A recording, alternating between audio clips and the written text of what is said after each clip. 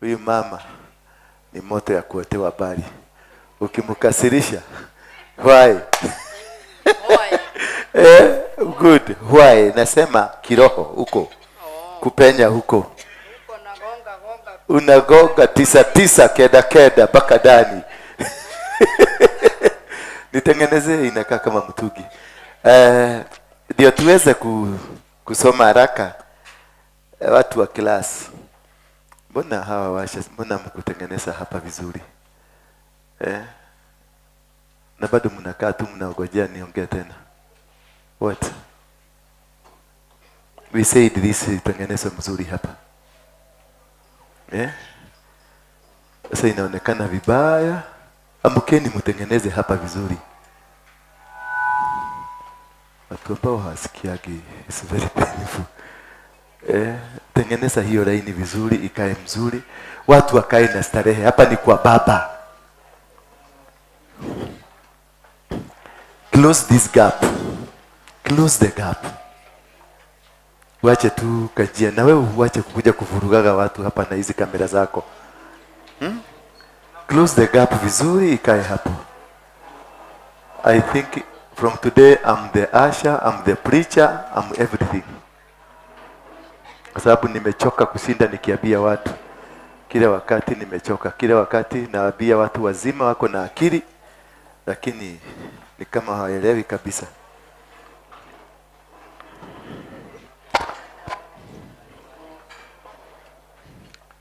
Toi kwanza. Kuja mami, songeza kiti yako hapa. Acha ni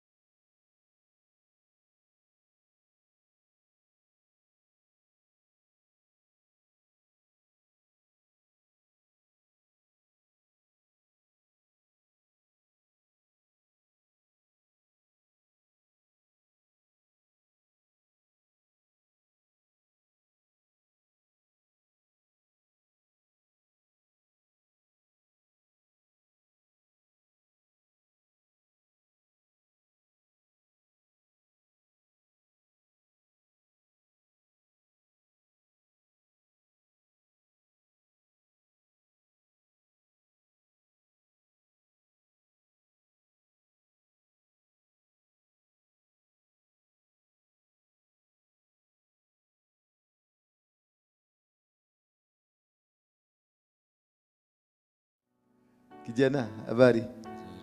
Unaitwa nani? Naitwa Lawrence Murege. Lawrence? Murege. Yeah. Gaza. Wewe ni wa Gaza. Na Mungiki. Uliniambia nani alikuingiza kwa Mungiki?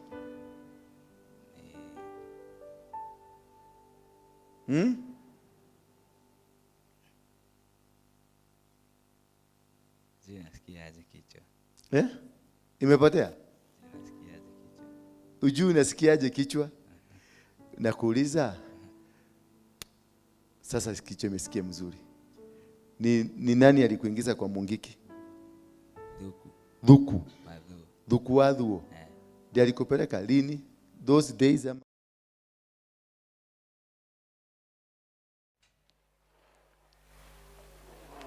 hivyo watu wanakaa hivyo. Sasa ukikaa madhogodhanio na nakuta wale baadaye wanafaa kupanga watu ndio wamekaa hapa mbele ndio wasikilize wakule chakula ile ya kwanza. Next time a leader should not sit down until the church is well planned. Sindio? That is why you are a leader here. To plan everything ikuwe sawa sawa na iendelee vizuri. We want to know more about Joshua. The character of Joshua. Joshua alikuwa nani? Na ni kwa nini alikuwa? I read the Bible. Ninaposoma kitabu cha Joshua chapter number 1. give us Joshua chapter number 1. Then we shall go through to understand ni kwa nini Joshua. Kwa wale wageni, hii inakuwaga class. Hii sasa si kanisa, ni class. Kanisa mlihubiriwa na mhubiri wa asubuhi, si ndio? Sasa ni mwalimu. Na hii class, kusudi ya hii class ni kufundisha vitu ambavyo vinafaa kukusaidia katika kufunguka kwako. Maana wengi wetu hapa tumefungwa na vitu ambavyo havifai kutufunga in the first place. Umetembea, umeenda mpaka DRC, umeenda South Africa, umeenda Uganda kutafuta manabii wale wakubwa, kwa sababu umewaona kwa social media, umeona kwa TV, ukafikiria wao ndio wako na solution ya shida yako. Hao hawakuagi na solution ya shida yako.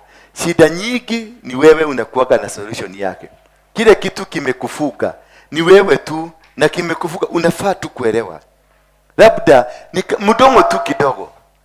Kama nilikuwa na mafundisho last time ya kwamba Joseph kile kilisababishia Yusufu ama Joseph vita ambavyo alikutana navyo si ndugu zake bali ni baba yake. Bwana Yesu asifiwe sana. Wakati Joseph alipata ndoto ya kwanza, alienda akaambia baba yake, nimeona miti hii ikiinamia hii. Naye baba yake akimuuliza, ekaye uretwatha kaye urejatha onani. Iyo automatic is a spirit of resistance to that dream. Sababu alimuuliza, haya ni kama sasa huyu mzee, huyu kijana akuja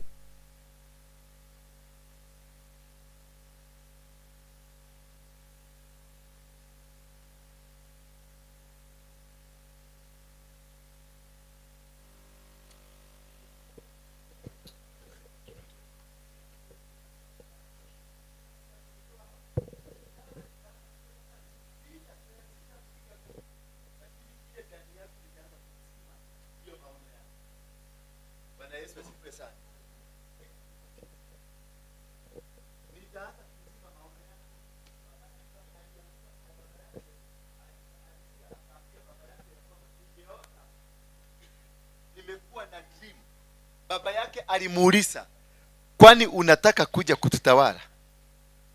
Hiyo swali peke yake itaweza kuvuja maisha yako yote. Hiyo swali ya baba yake, koroka kayole tuadha. So sometimes maneno ilizungumzwa na mama yako akiwa jikoni, wakicheka tu, nyinyi mkicheka, hiyo ndio inakufuga, ndio imekufuga mpaka sasa. Lakini wewe umeenda kwa Kakade, umeenda kwa Waruinge, umeenda kila mahali. Sasa ukaona nimejaribu manabii wote, wacha niende kwa wazee wa Bogo.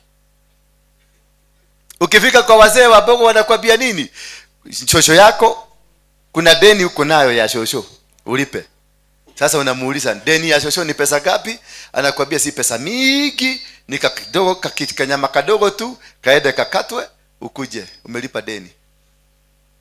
Na kwa sababu unatafuta solution, unatafuta njia, unaenda kanakatwa. Kakikatwa unakaa, shida ile unakuta bado imekugojea. Ni kama mlevi anavyoenda kulewa, kukunywa pombe ndio asahau zile mashida yako nazo.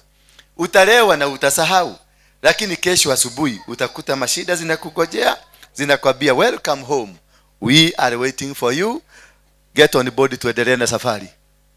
Bwana asifiwe sana.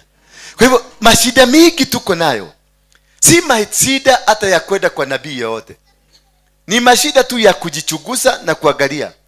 Watoto wewe, maasha walienda wapi jamani? What kind of leadership do we have in this church? Hawa watoto, sorry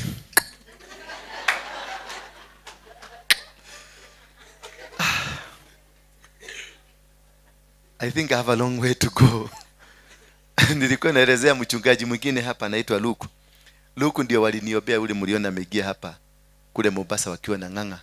Luku ndio alinishikilia hapa nikiwekwa kwa ndani ya maji, kwa sababu Ng'ang'a alisema ile dhambi niko nayo ni mingi, lazima ibebo na Indian Ocean. So walinipeleka huko na wakanirusha ndani ya ocean pale kwa ile bridge hapo chini. Nikatovokeshwa puchu, wakasema sijakuwa mzuri tena, nikatopokeshwa chupu, waliniweka mara 12 ndani ya maji.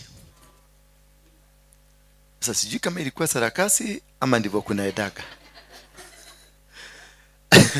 Sasa ndio alikuwa ananiambia amekuwa akiomba, na juzi tu ndio ameniona kwa social media, na amekuja mpaka hapa kunitafuta kwa sababu kuna watu wako Ulaya wananitafuta, na yeye ndiye alikuwa na connection yao. Wanasema wanataka kuja support ile kazi mimi nafanya. Bwana Yesu asifiwe sana. So ndio na mimi nikamwambia hapa nimefika, hata sijui how I am here and why I am here. Nikamwambia hata kanisa mimi sina leadership, hata asha sina. Si mnaona milioni nimepaka viti? Sina. Nikamwambia venye nimefika huko sijui. Najikutanga tu mambo inafanya nini? Kwa hivyo hapa niko hapa kimiujiza. Na mimi nikamwambia me am a son, I'm a baby of miracle. I'm a miracle baby. Bwana Yesu sana. Ninahubiri tu kimiujiza kwa sababu hata hii masomo nahubiri sijui venye inatokoje. Inakuja tu, inakuja, unasikia nimezubiri, imekuja mzuri na imeenda mzuri. Bwana Yesu asifiwe sana. Kwa hivyo kuna kitu. Ukiona unafanya vitu na kitu ukienda kujichunguza mzuri, unajua hii kitu sikuwa nayo. Hii kwa sababu siwezi kuja kukwambia ati hii ni ujuzi yangu, hii ni pesa yangu, hii ni kitu. Hapana, I cannot be able to explain this. It is beyond me. I cannot be able to explain how I am here. All what I know is that it is God that has made it. Bwana Yesu asifiwe sana. How I did it, I don't know. What I understand and I know, I am here because of the hand of God. And I know something's going to happen. Kitu kitafanyika tu. Tukisoma kitabu cha Joshua, it is a story that is a fulfilling story. Ni story ya kukamilisha, ya ukamilisho. Kazi ambayo Mungu alianzisha. Ni ukamilisho wa kazi ambayo Mungu alianzisha miaka 500. Bwana Yesu asifiwe sana. Miaka ngapi? 500 iliyokuwa imepita. Maana ukihesabu ile miaka ya wana wa Israeli, ile miaka Abrahamu aliambiwa kizazi chako kitaingia kwenye utumwa. Na halikuwa hajazaa mtoto, lakini aliambiwa kizazi chako kitaingia kwenye utumwa wa miaka 400. Alafu uchukue miaka 40 ya jagwani, na hii miaka ingine Musa amekuwa na watu, utaona ni kama miaka 500. Hiyo ni kazi mrefu sana. Na Joshua amekuja kwa sababu ya kukamilisha kazi iliyoanzishwa. Hakukuja kuanzisha kazi, amekuja tu kukamilisha kitu ambacho kimeanzishwa. Na ukisoma unasema after the death of Moses, the servant of the Lord said to Joshua, son of Nun, Moses' aid. Yani alizungumza na Musa na Joshua, ambaye Joshua alikuwa ni mtoto wa Nun, na Nun alafu Joshua ni mfanyikazi, alikuwa ni the aid, kijakazi, msaidizi wa Musa. Kwa hivyo ni mtu mwenye alikuwa, kwa hivyo wasaidizi ndani ya huduma ama ndani ya kazi ya Mungu ni watu wa muhimu sana. Unapopatiwa chance kidogo tu ya kuwa msaidizi, ijaribu sana ufanye kwa njia ya utaratibu, maana hauelewi ni nini imepagwa hapo mbele. Unaweza kuona ni kama ni mchungaji unasaidia, ama unaweza kuona ni kama unasaidia bosi yako, ama unasaidia mtu fulani, lakini kuna kitu kimepagwa na wewe hujui. Maana Joshua alikuwa tu msaidizi wa nani? Na hakuwa msaidizi wa maana, hakuwa msaidizi wa maana sana kwa kazi ya Musa, bali kuna wale walichaguliwa kusaidia Musa, na Musa alikuwa akitembea na wao. Wakati wote tumesoma Joshua alikuwa anakaa ndani ya tent akiomba. Musa akienda mlimani, Joshua anabaki. Musa akienda mahali, Joshua anabaki. Anabaki tu akioshaosha huko, kama venye unaonaga buju kanabaki hapa kakioshaosha huko. Kumbe kuna mpango Mungu anakuaga na mtu yule ambaye ni mvumilivu na wakugoja na kunyenyekea na kuona ya kwamba kuna kazi ambayo unafaa kufanya ndani ya nyumba ya Mungu bila kujurutishwa. Bwana Yesu asifiwe sana. Joshua alivumilia na akakaa for quite a long time akiserve. Ndio anaambiwa Moses my servant is dead, mtumishi wangu. Ni Mungu anamtambulisha, mtumishi wangu amekufa. Now then, you and all these people get ready to cross to Jordan, to the Jordan River, into the land I am about to give to them. Hata haisabiwi. Angalia hiyo statement. Inasema, now then you and all these people get ready to cross the Jordan River into the land I am about to give to who? Anazungumza na Joshua, lakini anasema I'm giving them. Kwa hivyo Joshua hata bado hajaikia hesabu ya kuhesabiwa. He is giving them. Joshua anaambia Joshua, I'm giving these people. Kwa hivyo nitagawa hii mikate, kama utakula ikibaki. Umeona? So Joshua is a servant of Moses, not a servant of God. All the time Joshua was a servant of Moses. He was never a servant of God. He was serving Moses because Moses was serving God. So he was helping Moses to serve God. He was helping Moses to make sure kazi ya Mungu ile iliyo ndani ya Musa imekamilika. Bwana Yesu asifiwe. Mnanielewa vizuri? Alikuwa tu kusaidia Musa, ndio ile kitu iko ndani ya Musa ifanye kazi. Huyo ni mtu wa maana sana.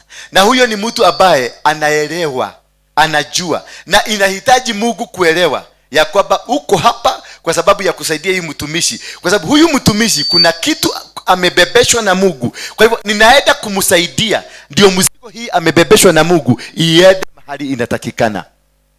Kwa hivyo Joshua alifanya kazi bila kuangalia Musa ni stamara ama kuangalia ni nini atakuja kulipwa. Kwa sababu alikaa kwa tent, wanangojea watu wakipikiwa, wasee wa maombi wakikuja, wakipata chakula wakipaki, ile itabaki. Joshua alikuwa nakula hiyo.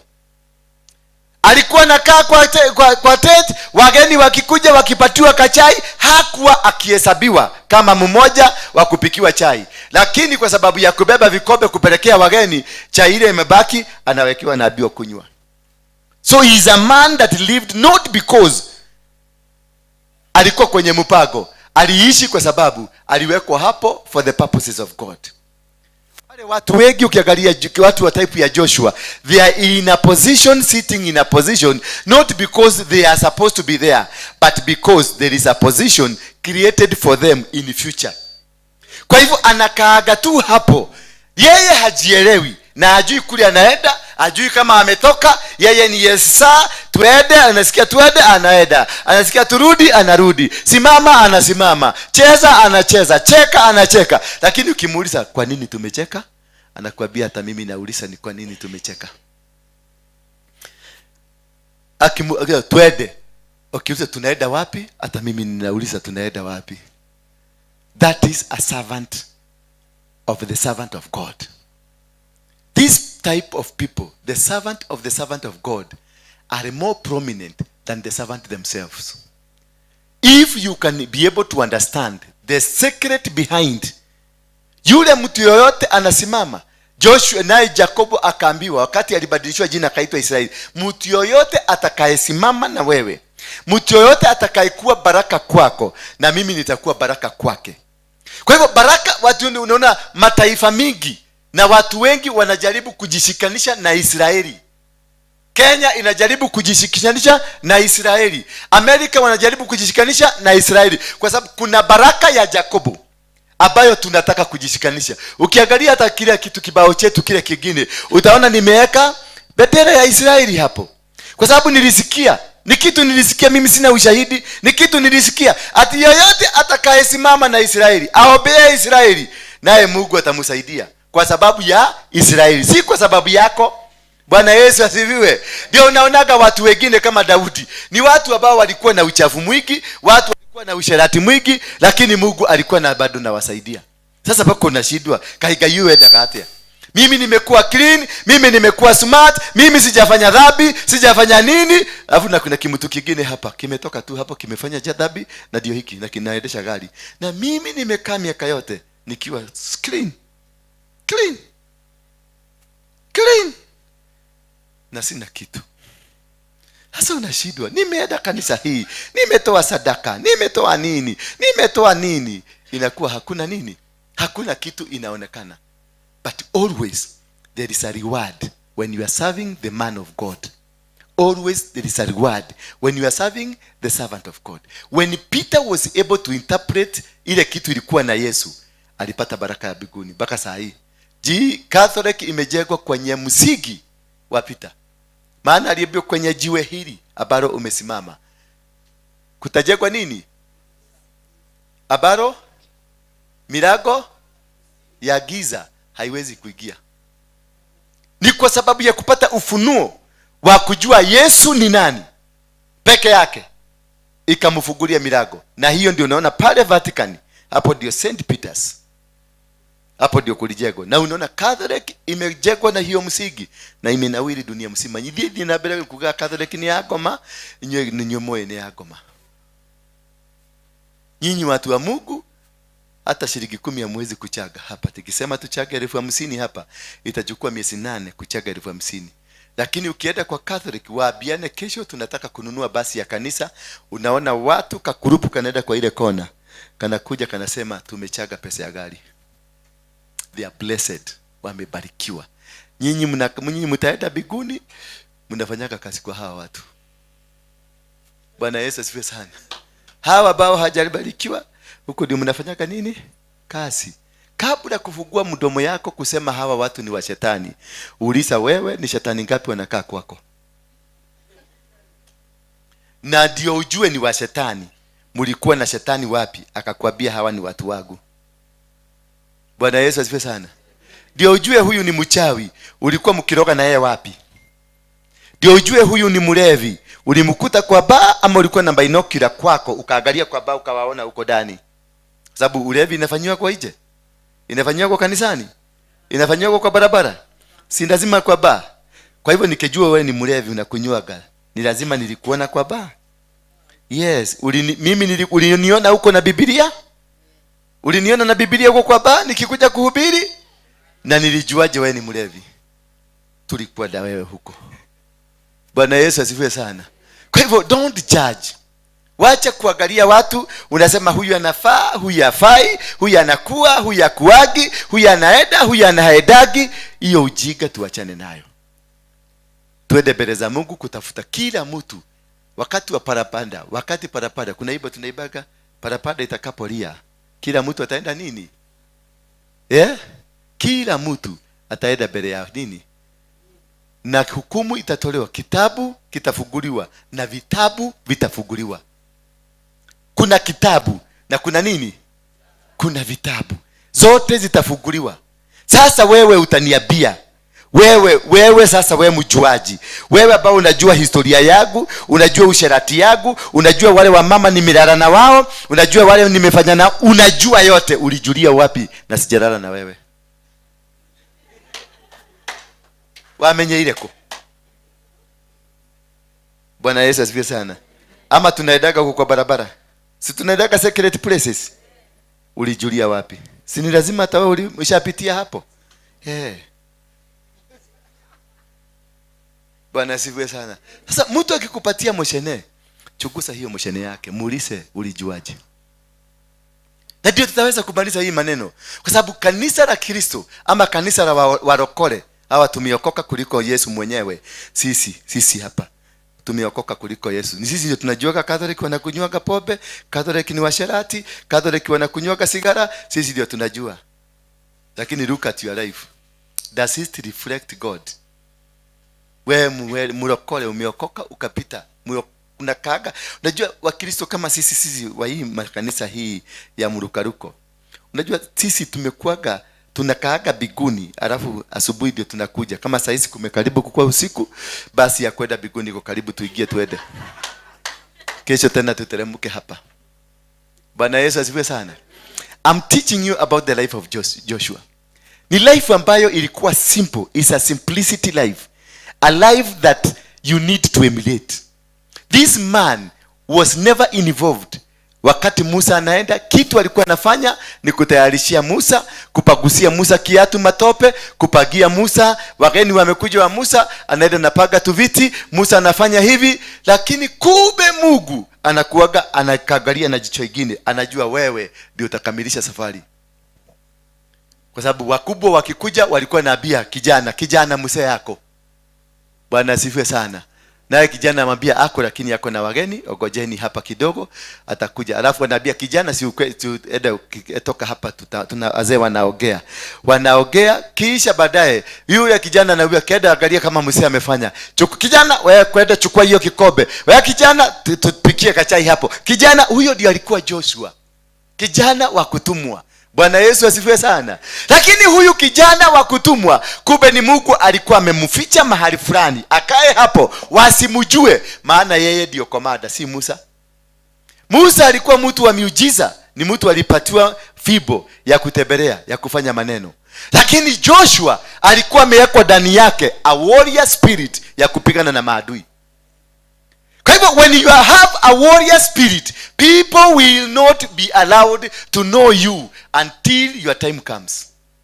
Bwana Yesu asifiwe sana. And that is why right now you have those challenges you have, because you have been kept somewhere.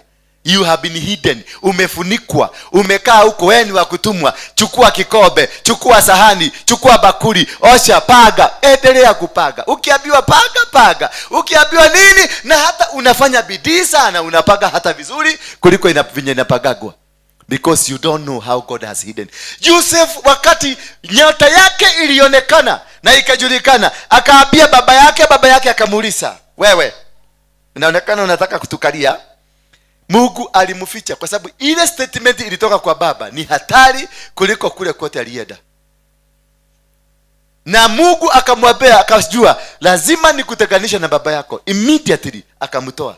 Akaweka vijana hao wengine hasira, wakaenda wakasema tuende tumuue. Na katika wale wamewekwa hasira kuna mmoja anakuaga na solution nyingine. In your life always, masista zako na mabrother zako watakupagia, watapaga kanisani hapo, utapagiwa na watu wakitaka kupasua kanisa, lakini kuna mmoja kati ya hao anapaga ambaye atakuja kukwambia kulikuwa na mkutano jana. Na hiyo mkutano kesho asubuhi utaona kuna mama atakaa pale, mwingine atakaa pale na mwingine atakaa pale. Alafu yule atakuwa pale ataanza kawibo. Yule mwingine atakuwa pale atayasikia kawibo kingine. Yule mwingine katikati atajihiolia gosi aende akitoka hivi. Halafu wengine wote wataamuka watoke. Sasa wewe unajua maneno imepagwa. Bwana Yesu asifiwe sana. Unarauka hapa mapema kabla wafike. Wakienda kujipaga unaambia, wewe hebu kuja kaa hapa. Wewe kuja kaa hapa. Hapa ndio nasikia Mungu ananizungumzia ukae hapa. Wewe kuja hapa. Unawapaga visivyo. Mipago yao yote inafurugika kwa sababu kuna mtu aliwekwa hapo katikati ya ku make sure kuna neno utapata. Bwana Yesu asifiwe sana. So when God is to use you, he will prepare you in a mysterious way. He will prepare you, na atakurusha mahali hata utakaa bila lishe. Utakaa kwa umaskini, utakaa kwa mateso, utakaa kwa kudharauliwa, utakaa kwa kutaonekana, lakini usijali. Kuna kitu Mungu amekuwekea. So there are 4 lessons I want us to learn from Joshua. That remember, Jericho ni mahali kulikuwa it was a highly guarded city with strong walls, and the Israelites throughout it could be impossible to take over the city. It was a city that was strictly and highly guarded. Wachana na mawe ile waliweka, hata security yenyewe ile ilikuwa imewekwa hapo, ilikuwa gumu. Na ndio hapa Mungu aliangalia, Musa hawezani na Jericho. Yule mtu atawezana na Jericho ni Joshua. Maana Joshua amekaa patiently. Vita ikifika ni vita za mundu kumundu, zinahitaji mtu ambaye alivumilia. Mtu mwenye amepigwa mpaka nyama ikakauka, mpaka hapa hii amekauka vizuri. Sasa hata ukimtusi anasikia perfume. Ukimwambia ndugu hii anasikia malaika hii. Ukimwambia wewe ni mjinga anasikia you are a genius. Ukimwambia takataka anasikia blue bird. Ukimwambia toka anasikia come in. Bwana Yesu asifiwe sana. Anasikia kama mazuri. Ukimwambia hivi anasikia mazuri. Ukimwambia mabaya yeye anasikia kama mazuri. Huyo mtu baka ufike mahali hapo ya kusikiaga mabaya. Ukiambia mabaya, ukiambia umechukua wanawake wote wa kanisa, unaona angels in the church. Bwana Yesu asifiwe sana. Haleluya. Ukiambia wewe sasa wewe ni mtu mbaya, unasikia watu wote unasikia wakinuka perfume mzuri.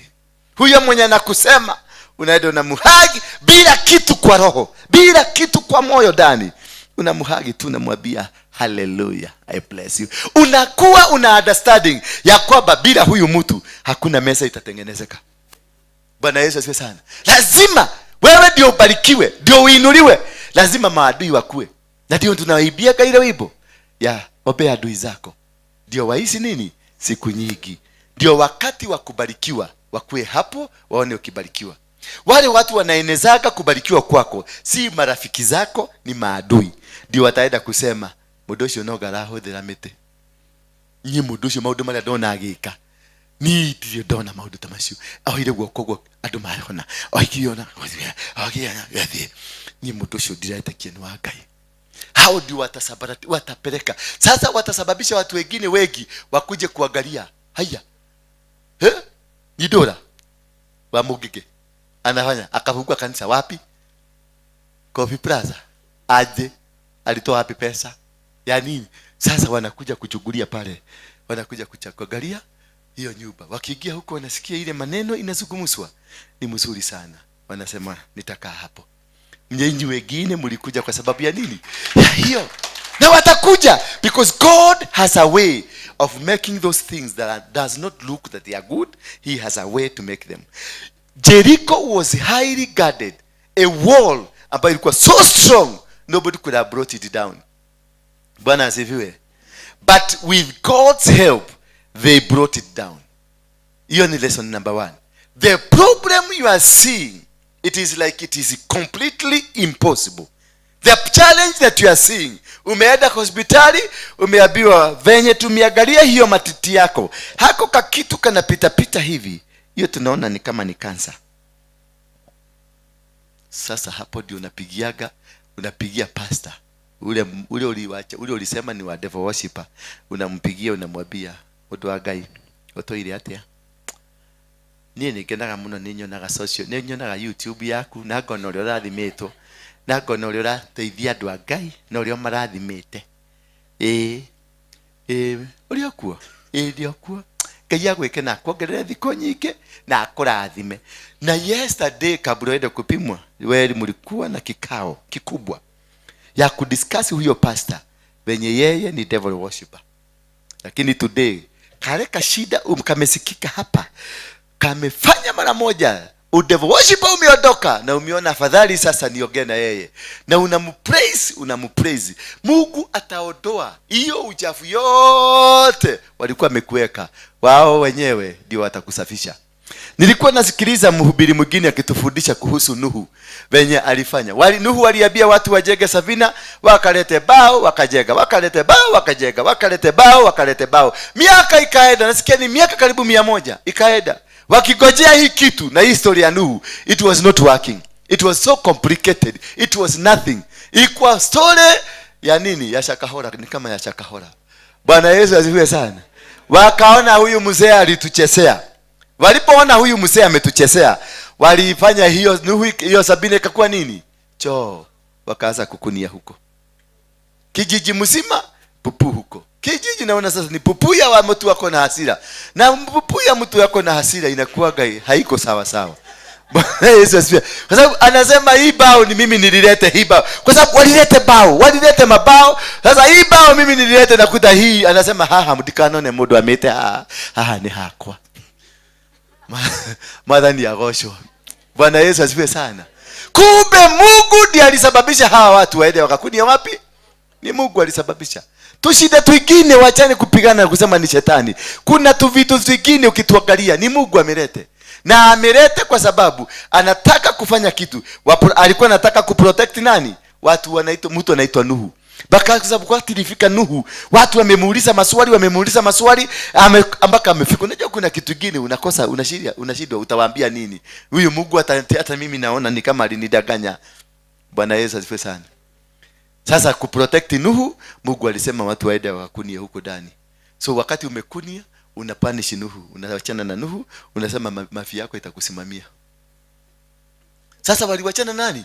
Wakawachana na Nuhu kabisa, na wakaendelea kukunia. kila siku kukunia. Asubuhi wamepanga laini, kila mtu kale karufaa alitete, ndio hapa wanapupulia. Lakini wakati ulifika, wakati wa mabadiliko, wakati wa kuleta Mungu sasa kujioneshana, Mungu akawachilia wale watu upele. Kijiji yote hao wakashikwa na upele, kila mtu akashikwa na upele, lakini hawataki kuona Nuhu. Kila mtu akawajeka. Walikuwa naenda kwa kimuti kama hii, unakuta mtu anajisugulia. Naona ng'ombe venye nafanya. Anajisugua.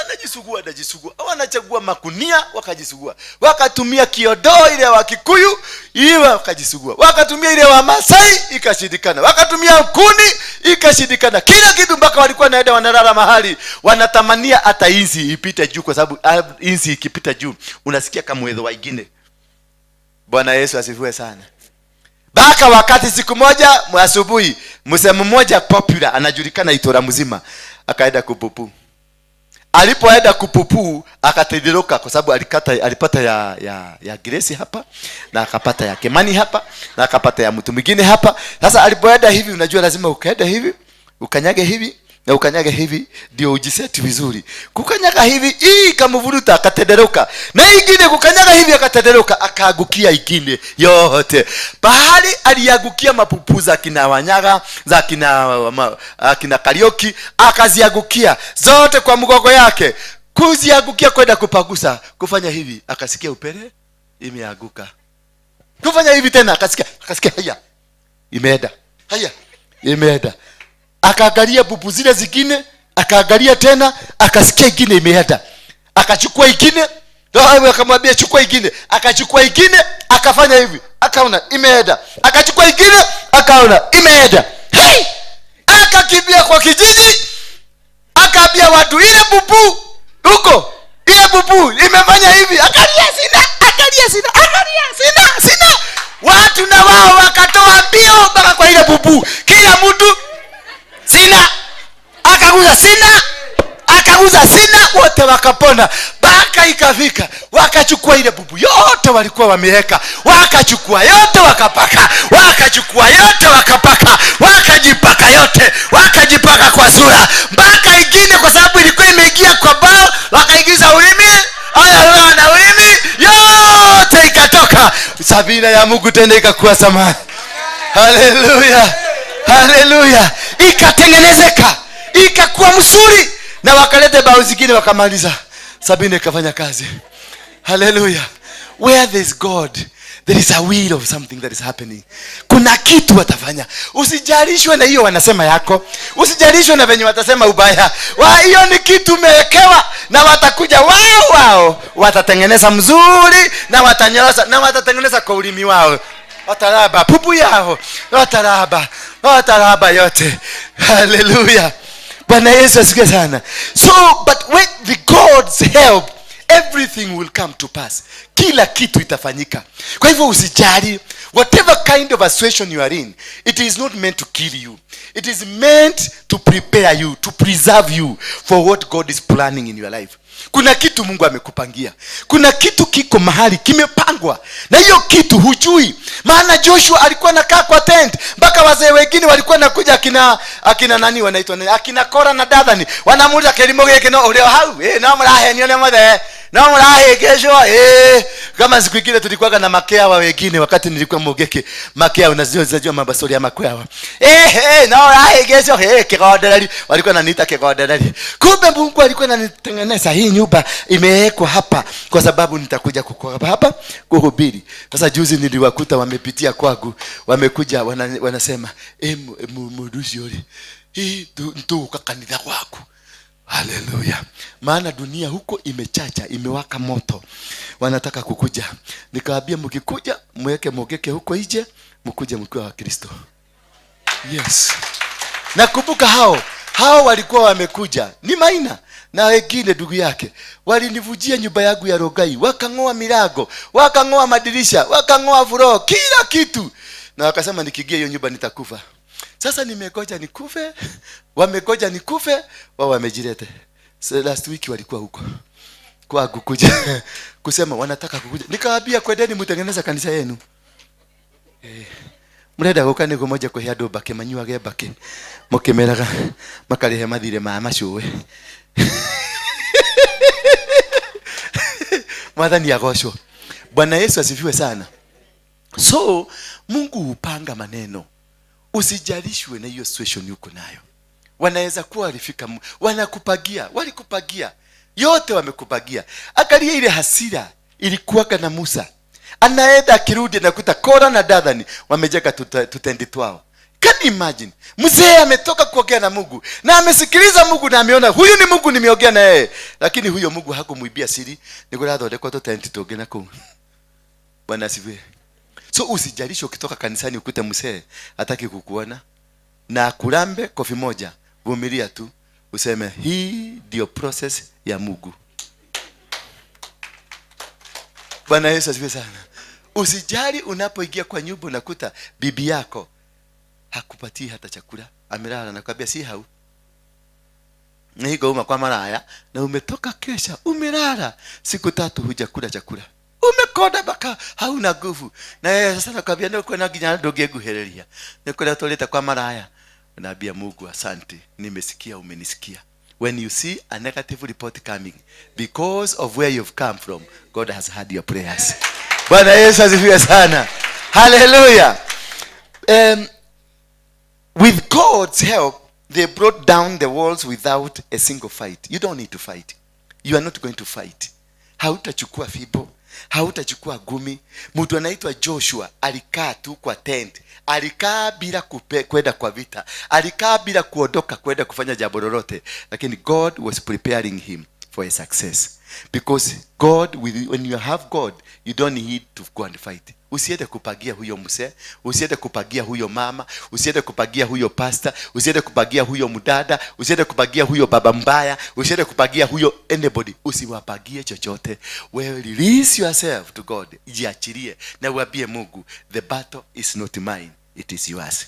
So hao watu waliinuka. Kuna vitu vitatu vilitendeka. This shows that the children of God got great power. Kwa sababu ya kunyenyekea na kukua msimbo na kujipatiana kwa Mungu, it gives you power. Unakuwa more powerful. Bwana Yesu asifiwe sana. Wakati watu wa Mungeki, wakati niliondoka, walianza kunichorea, kunipiga na kutaka kuniua. Mimi nilinyenyekea tu. Sikuwa nimeokoka, lakini nilinyenyekea. Sikuwa najua kuna siri, kuna kitu imejificha. Wale watu wote walikuwa wamenipagia kuniua. Wale walikuja kuvuja nyumba yangu, wakatoa machuma, wakatoa milago. Wote wako 6 ada hapa chini saizi. Na mimi sikuwaroga, sikuongea vibaya, maana sikuwa nimefundishwa na Wakristo kuroga. Sikuwa nimefundishwa back to center. Sikuwa najua kuna back to center, ningekuwa nisharusha. Lakini sasa sikurusha, ile kitu nilijifanya nini? Nilipiga mashimo. Nikaikaa kwa mashimo. Hawa watu wote they are under. Sikupigana na wao. Wengine wakasema, wakaandika domereli, wakaandika doto, walikuwa wanalalaga usiku, wanalala wakiandika vitabu. Wakaandika kitabu wakasema, nikiingia hiyo nyumba nitakufa. Sasa hiyo nyumba niko nayo, niko ndani 10 years. Na bado naendelea kunaona. Sasa niliona wakipita hapo, wakakuja kuchugulia, wakaona magari kama 5 zimekaa hapo, hazina dereva, zimekaa tu zimelala, zinangojea mzee akuje asiamshe asiendeshe. Wakakuja. They will come. Those who persecute you, those who persecute you, those who speak against you, those who plan against you, God is with you. You don't need to lift your finger to go and fight them. You need to surrender to God. Just surrender to God. Joshua alitegemea tu Mungu. Joshua alijua, sina uwezo, sina maarifa, sina mpango, sina nini. Sasa nakaa tu. Kama mimi hii kanisa, acha niwaambie tu siri moja yangu. Hii kanisa sina mpango. Hivi mnaona iko mzuri kama imepagika hivi? Sina. Sijui kesho nitakuwa wapi, sijui kesho. Hata hiyo crusade ya Moro mliniona. Ukauliza hatina committee nilipaka tu na kichwa, nikabia wewe fanya hivi, nikabia don't yeda, wewe nani yeda, nyinyi yeda. Wakaniuliza tunapaga, tunaanza wapi? Mkifika huko mtakutana na mapasta huko, mtapaga na wao. Na nikawaambia msiende kwa mapasta, lakini niliwaambia mkikita huko mtapaga na nini? Na nini nikabia, alafu wakifika huko nikabia msiende kwa mapasta, nendeni mkoaobe. wakaenda kuomba, wakajifungia turumu wakaomba, na hao mapasta wakakuwa padigine wakiomba, na mimi nikakuwa padigine tukiomba. Kufika kiwaja ikaonekana ni kama ni kitu ilipagwa na Leni Hadiboge. Huko wanasema tulitumia milioni 10. Hata wanashangaa hawa mapasta ni kwa nini sikuwapatia 1,100 ya kuambia thank you. Bwana Yesu asifiwe sana. Kwa sababu waliona ni kama pesa ilikuja ikiwa ndani ya gunia. But when I released and surrendered to God, God plans everything I do. Mungu ndio nipagia. Mungu ndio paka kila kitu. Hiyo yote mliona tukifanya huko. Si eti nilikuwa na mamilioni, sikuwa. Lakini Mungu alifacilitate kila kitu ikafanyika. Paka kila watu wakakuja wakasema, wazungu walikuwa hapa juzi, hawakulete mitambo kama hii, hawakulete kitu kama hiki. Maana tulikuwa paka na screen matiri kubwa, pande hii kubwa na pande hii kubwa, na jukwaa maridadi. Watu wakasema, mapasta wakakuja wakagalia wakasema, mudoni mutogu. God will cause them to see his might that is in you. God will cause them to know. Huko ndio walikuwa nasema totike hujali ni modo wa mogeke. Walijaa kiwaja. Wakakuja wakachugulia mtu ya mogeke. Na mimi nikawaambia, mimi siwahubiri Biblia. Nikawaambia sijajua Biblia sana. Wacha niwaambie story yako kwa sababu ndio najua. Kwa sababu nikianza kufungua Biblia nitasema in the book of Genesis Jesus wept. Sasa wataanza na nyinyi hawa watu wako na experience, wataniambia si Genesis ni kitabu kingine, na hiyo nitakuwa nimeonekana ni kama sijielewi vizuri. Sasa mimi niliwaambia mimi Biblia sijui. Biblia sifanye nini? Sijui sana, lakini kuna kitu najua, kastori kagu. Nikawapatia kastori kagu. Nilipomaliza kupatia kastori kagu, vijana karibu 800 walikuwa wamejaa kwa jukwaa. Wanasema wanataka kuokoka. Bwana Yesu asifiwe sana. So because I surrendered, I told God, hii kitu sijui, ninahitaji mkono wako. Hii kitu siwezi, ninahitaji mkono wako. Na hiyo mkono ikakuja, na ikasimama na mimi, na ikatembea na mimi. Na ndio kwa maana nimeona nini? So you will win a battle without a fight. And number 2, something that happened. So we learn that we win when God fights our battles. That is the only thing. Utashinda vita wakati Mungu atachukua vita zako. Wakati Mungu atasema kutoka sasa mimi ndio nitakupigania. Kutoka sasa mimi ndio nitakuwa jeshi yako. Kwa hivyo ukikubali na umpatie Mungu, mwambie kutoka sasa mimi nimesarenda, sina uwezo na sijui. Hivyo nilivyofanya. Nilipoanzisha hii huduma nikaangalia hii maneno ni mgumu kuliko mimi. Kwa sababu nilikuwa nafikiria huduma ni mnyoroko. Nilikuwa nafikiria huduma, ukianza huduma, mapo inaanza kutiririka. Kumbe ndio nilipata hapa shetani anakaaga ndani ya hii nyumba. Shetani anatembeaga na Wakristo kuliko wale watu wa kugoije. Kuna mtu unaweza kuangalia kanisani unaona huyu is more senior than shetani mwenyewe. Na anakuambia Bwana asifiwe. Na anakugoga, anakuduga kisu ya mgogo mpaka inatoka padi hii. Na alafu anakuja na kukisi kama amekaa hivi ndio kisu ile ameweka isikuduke, na anakuambia pole sana mtumishi wa Mungu.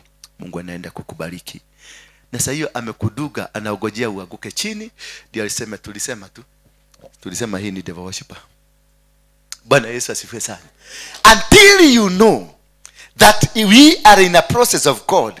Na tukiwa in a process of God, every battle that we go through, it is not your battle. Wacha kungangana. Kama kanyumba kamefukwa, achia Mungu. Kama mume wako amekufukuza nje, achia Mungu.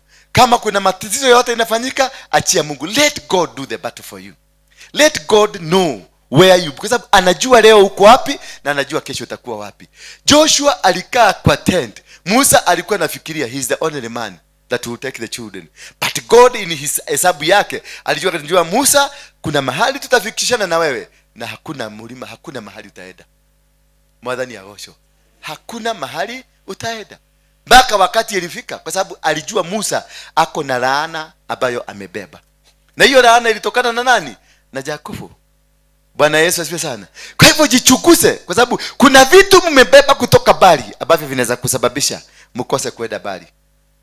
Kwa sababu ile laana ya Yakobo ndio ilikosi huyu jamaa asiende, laana ya hasira. Maana aliambia watoto wake, kujeni niwaambie siku za bereni venye mtakuwa. Kwa hivyo jihadharini nyinyi mtuko na nyinyi hapa kwa hii kanisa. I'm your spiritual father. Ninaweza kukaa hapa niwaambie kujeni, niwaambie venye mtakuwa baadaye. Na hivyo ndivyo kutakuwa. Hata wewe useme, I resist in the mighty name of Jesus. I have the authority. So, yule mzee ama baba mko naye kule nyumbani, hata kama ni mzee mrefi ama ni nini, respect yeye. Kwa sababu kuna neno anaweza kutoa ichange maisha yako. Mpaka vizazi vingine kama 20 vinakuja. Huyo mzee Yakobo aliita watoto wake, akawaambia kujeni niwaambie siku za hapo bereni venye mtakuwa. Akaita Ruben, akaambia Ruben, wewe ndio nguvu yangu, wewe ndio uzao yangu ya kwanza, wewe ndio mbegu yangu ya kwanza. Lakini kwa sababu ya vile ulipanda kitada yangu, laana imekupata. Akaenda kwa nani? Kwa Simoni na Levi. Akawaambia kwa sababu ya hasira ile mlikata ng'ombe na mkakuwa hivi, mtaishi kwa upanga na kwa hasira. Na ikakuwa hivyo. Akamwambia Juda, wewe kwa mudhilimo yako wafalme watatoka. Na ikakuwa hivyo. Sasa kumbe Musa ametoka kwa kirani ya Simoni na Levi, kirani ya hasira. Bwana Yesu asifiwe sana. Musa aliishi kwa hasira na kustama. Ndio huyo. Hadi wakati alipatiwa, imagine ametoka kwa Mungu. Kwa Mungu wameongea na Mungu one on one, mundu kwa mundu wameongea na Mungu. Lakini bado alienda akakuta akina Kora na Dathani wamefanya mipango yao. Akashika ile kitu, akaagusha chini. Waka Mungu akamuuliza, kaekeli mogi yako katokwara giatia. Tulikuwa tunasema nini? Kwa sababu ya laana ya Yakobo ile ya miaka ya zamani imefuata huyu mzee, because he is in that clan. Akaagusha hiyo kwa sababu ya hasira. Naye Mungu akamwambia kuja, akampeleka kwa mlima, akamwambia kule niko Kanani, lakini hautafika. Kwa nini? Laana ya Yakobo imezuia wewe kuingia kwa destiny yako. Laana ya guka yako imezuia wewe kuingia kwa destiny yako. Laana ya anko imezuia wewe kuingia kwa destiny, because of just one word ambayo ilinenwa na ikakosa mtu wa kukanzo hiyo word. Kwa hivyo angalia sana, maana hii maneno ambayo tunazungumza hapa, wende ujichuguse. Ndio kwa maana tunakuaga na hii class. Wende ujichuguse. Usianze kuona ugondonaga anti yako ni kama yeye ndiye mchawi. Hapana, labda hata ni yeye anakupenda sana, lakini kuna neno lilineno mahali liko na miaka mingi huko nyuma, ndio linakulaga nyumba yenu. Bwana asifiwe. Haleluya. So tumeona nini? Vita tuviachie Mungu. Na namba 3 ingine tumeona ni ya kwamba, but you must listen and follow God's instruction. Lazima ukuwe mkamilifu wa kufuata sheria na maagizo ya Mungu. Ukuwe mwepesi wa kusikia venye Mungu anasema. Wacha umang'aa ndani ya kanisa, wacha umang'aa ndani ya familia, wacha umang'aa. Mungu atakusababisha uolewe na mtu wa devil worshiper, ndio ukue kwa hiyo nyumba. Unaona hii ni nyoka imewekwa kwa kabati pale, lakini amekuweka hapo ndio ubomoe hiyo ufalme. Lazima utavumilia. Kama umelala usiku, umelala unaota, unasikia kikitu kinapanda hivi, kina kirosi hivi. Unafungua macho, unaona ni nyoka inapita. Kumbe ni mzee wako amebadilika, amekuwa nyoka. Na wewe ni asha ndani ya kanisa. Oh my God. Sasa unashindwa ni kupiga simu, na ukienda kufanya hivi unaona inaruka padile, inakuwa mzee anakuuliza ni nini mbaya? Ni nini? Unaota? Nekekiuru. Kare kono torarota. Korota kwa kapaka tena ukilala unasikia dirisha unasikia dirisha imefunguliwa, unaona kipusi kimeruka huko. Mzee ukiangalia hakuna. Ukienda kushout kinarudi na kinarara, na unaona ni mzee na amerudi na mirara. Sasa ni Mungu alikutuma huko. Wacha pang'ang'amigi ate mudhuri wako ni devil worshiper. Ate mudhuri wako hapana, wacha pang'ang'a. Umeambiwa, kwa sababu umeambiwa wewe uko na Mungu mkubwa aliye ndani yako.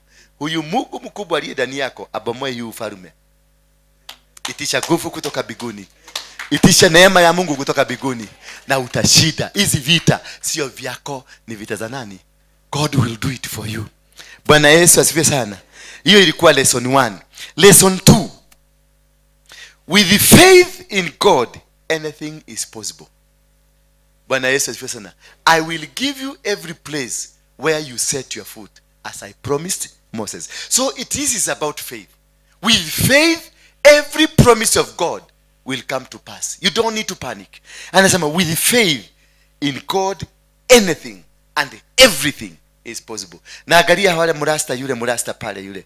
Nilimubebeleza atoe kofia kwa kichwa ya urasta. Yule jamaa nilimubebeleza, nikambebeleza.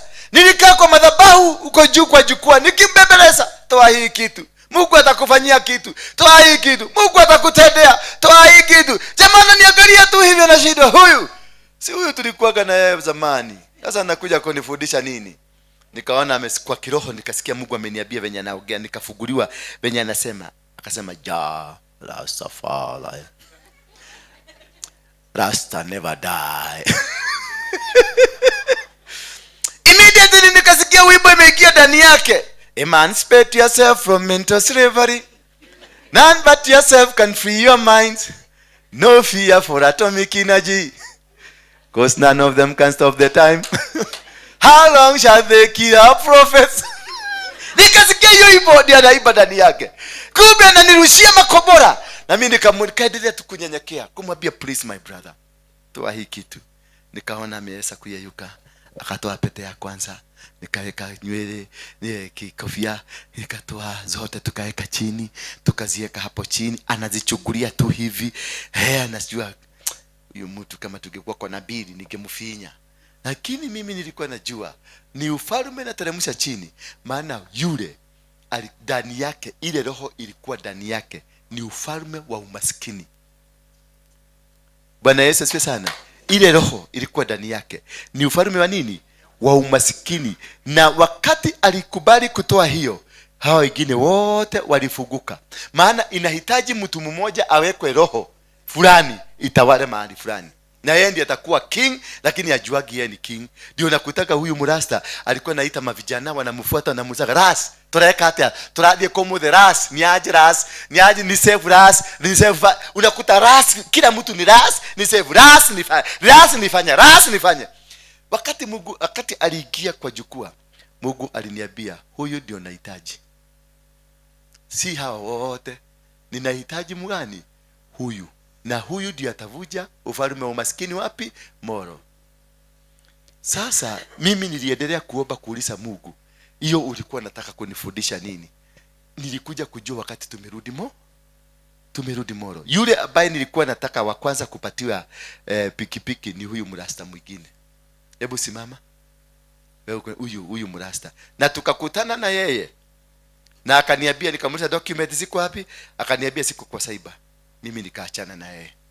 Sasa huyu mwingine hakuwa amekuja na hakuepo. Mimi nikaenda nikapumzika, kutulia. Sasa wakati nimetulia, nimeenda kuongea na watu, kuingia hivi, nikauliza yule jamaa kwa wapi? Wakaniambia ni adire. Ona tutioe. Nikaona murasa. Rasi ni aje kuja.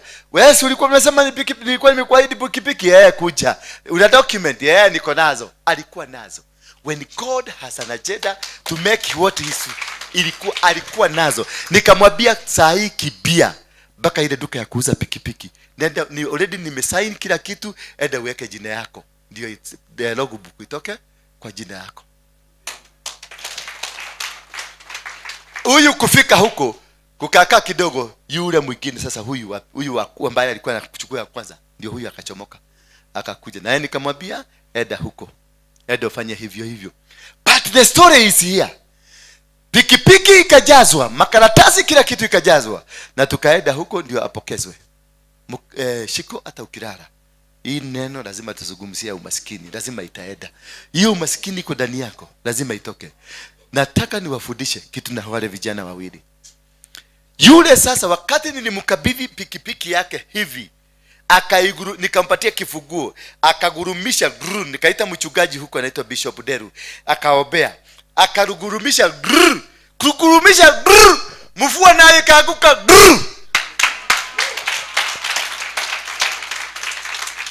ikaanguka mvua heavy. Maji ikajaa mpaka ikakuwa kama dam. Within 3 minutes Moro mzima ilikuwa imeloa maji, imejaa hivi. Baka tukatoroka hapo tukaenda. Wakati nilitoroka nikatoka hapo, nikaenda kwa hoteli, mvua ikakata. Kumaanisha nini? Bigu ilifunguka.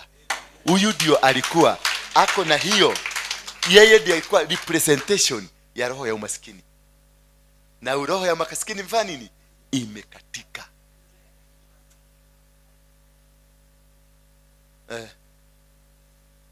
Sawa. So you see now, immediately before now, huyu tukiwa kanisani kwa baada tumekoboa hall, msichana mmoja nikamwangalia, nikamspot, nikamwambia ni nini uko na stress? Nikamuita akakuja. Alipokuja alianza kulia. Nikamuuliza what is wrong? Akaniambia story kama nikamwambia na ni kwa nini nataka kujiua? Akaniambia ndio nimetaka kwa sababu maisha imefika mwisho. Nikamwambia kuna dawa iko kwa nyumba? Tunaweza kuiendea. Ndio. Nikatuma hawa wakaenda wakaendea dawa ile ya kuweka kwa viasi, ile ukikunywa hivi hata kabla ifike tubo unakuwa umekutana na shetani kule uko naenda. Mungu akaniambia hapa Moro kuko na cases zaidi. In 1 week kulikuwa na cases 8 za suicide 1 week. Nikakutana na mtu hapo wa moshari, akaniambia wako na case, wale watu wamelala wako kwa moshari saa hii ni watu 8 wa kujiua. Nikajua yule na yeye ndiye alikuwa kingpin upande wa kujiua. Ndio yeye spirit, ndio ni kama queen ya kujiua, ndiye alikuwa amebeba hiyo roho.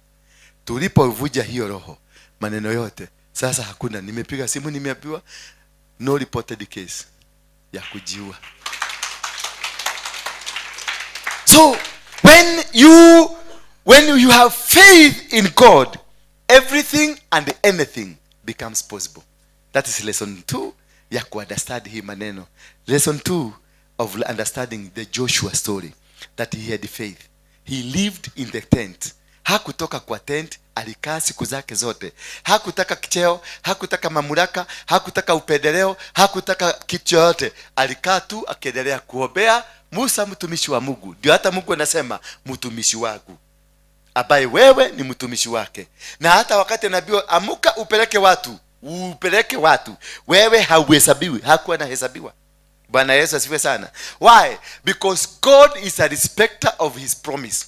Alikuwa ameahidi wana wa Israeli miaka 500 mbeleni, na akawaambia mtaenda kwenye utumwa na nitawatoa miaka 500 baadaye, nitawatoa kwenye utumwa niwapeleke kwenye nchi ambayo nifanya nini? Niliahidi. Walipofika hapo Musa alipokufa, Joshua akaamrwa, take my people to the land I promised their fathers. So because of the promise of God over people, you are going to survive. Because of a promise, Mungu amepromise watu, Mungu ametoa ahadi, Mungu ametoa mipango. Wewe hautakufa, maana wewe ndio utahakikisha mipango hiyo ya Mungu imekamilika. So hata wakisema utakufa, waambie sijakufa na sitakufa, maana niko kwenye mpango ya kukamilisha mpango ya Mungu. Bwana Yesu asifiwe. Hiyo mpango iko. Usijalishwe na usiteteshwe na usibabaishwe na mtu. Nyenyekea tu, ukae chini ya mafuta, ukae mpaka Mungu wakati wake utainuka, atakuinua. Na atakapokuinua, everything that was not working, it will start working. Bwana Yesu asifiwe sana. Kwa sababu hii ukuta ya Jericho ilikuwa wakati Joshua alikuwa na wakati Musa alikuwa, but nobody was able to bring it down. Wakati Musa amekufa, ukuta ya Jericho ndio hiyo imeanza kubomoka. Na mtu amebomoa ni nani? Si wale walikuwa wanatembea na Musa, si wale walikuwa na experience, si wale ambao walikuwa wanajulikana, wanatambulikana. Ni mtu mwenye alikuwa kwa tent, anakaa tu kwa tent. Hata kwa kilimo tu ana kilimo kiu. Mwana watu ana kilimo kiu huko. Kana kiu. Kile na kiu ni kiakegeire, yakegeire kukanithini. With faith of God, all things will work. Kila kitu kitafanyika kwa tuna imani. Kuwa tu na imani, na ukikuwa na imani Mungu atakuinua, atakubariki. Wale vijana hawakuwa nafikiria baada ya kuokoka, waliambiwa mlidanganywa. Huyo mtu hatajaokoka, aliwadanganya. Huyu pastor unaona huyu ni pastor, alikuwa na kahuja. Lakini this man is more popular in Moro than anybody else. Alipotaja Mapasta wote walitajwa kwa jukwaa. Huyu anaitwa Pastor Deru, kuna makofi. Huyu anaitwa Kerenyaga, kuna makofi. Kuna anaitwa Odieki, hakuna makofi. Sasa kimutu kichafu na alikuwa na pepa bagi chafu, nikagunia kagunia kachafu. Sasa nilikuwa nimeambia kina Don nisimwende mtoe yule mtu pale, aondokee wachungaji. Sasa wacha wakati yake, akasema unaita kwa nani? Wakaja nikasikia huyu naye ni Pastor Joseph Mwachagu, kiwaje msima ikapiga makofi kila mtu nikauliza Don, nani huyo?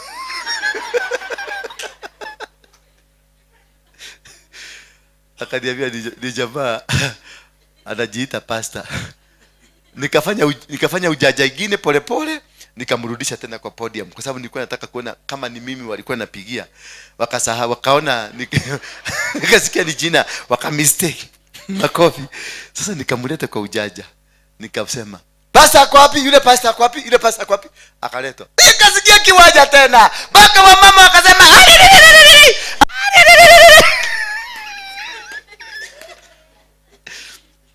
nikajua kube unaweza kuona mtu umudharau, kube huyu ndiye ameshikilia moro kwa uwepo wa Mungu. Umeona watu watatu? Yule ameshikia roho ya umaskini, huyo mwingine roho ya suicide, huyu ndiye ameshika anga ya moro.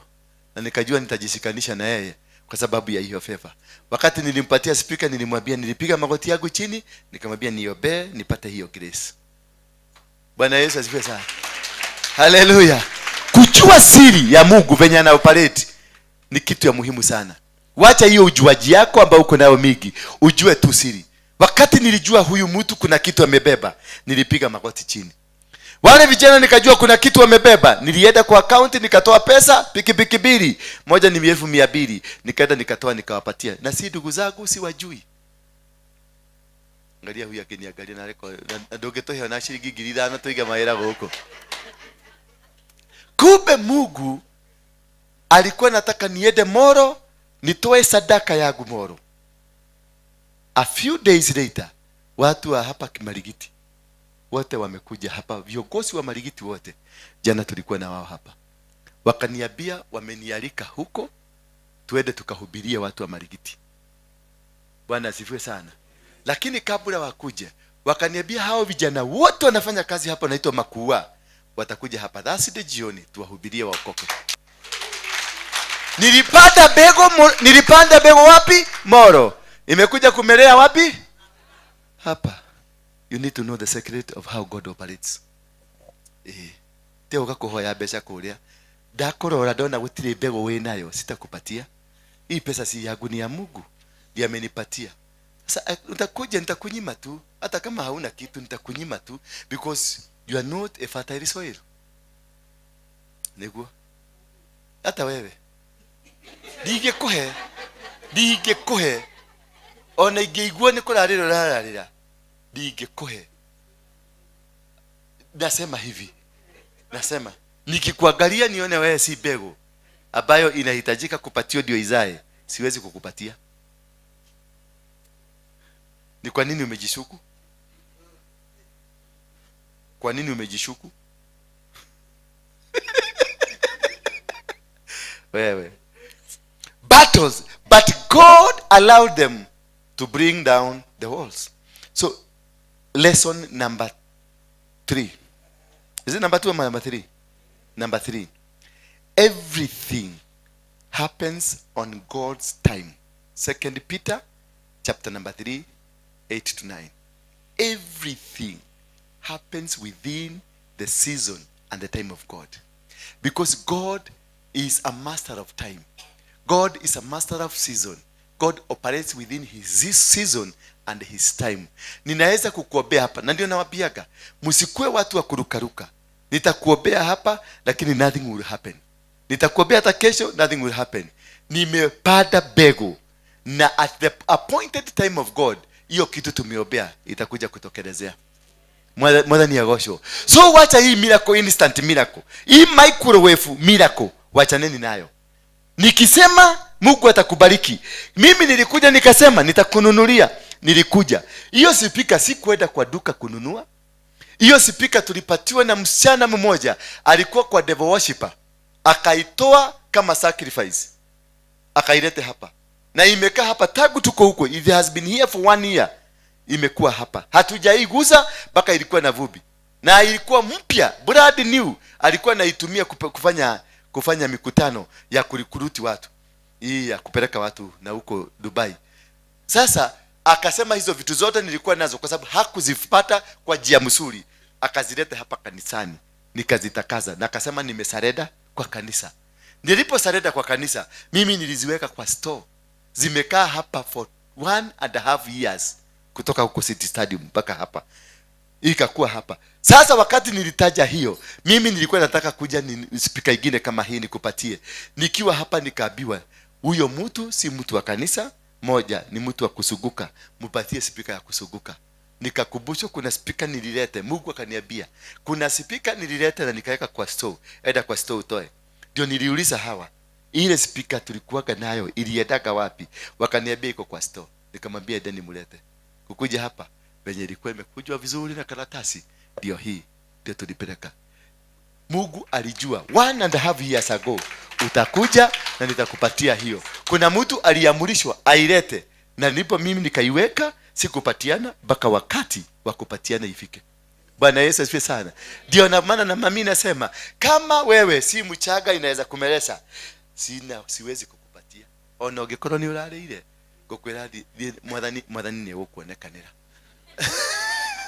Ugo waigwa wana ndakuima kindu tiga usijali, sina ubaya na wewe, na sasa hiyo niko na 1,100 kwa mfuko, sitakupatia mpaka wakati nitaambiwa spend this on this.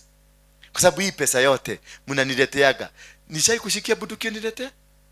Si ni Mungu anakuambia kapeleka? Hizo si pesa zangu, ni pesa za nani? Za Mungu. Hii nyumba si nyumba yangu, ni nyumba ya nani? Ya Mungu. Hiyo kitu sio yangu. Umesikia, ililetwa na mama mwingine akailete hapa immediately, na wewe umeokoka, nimekumbushwa, nikaambiwa beba peleka.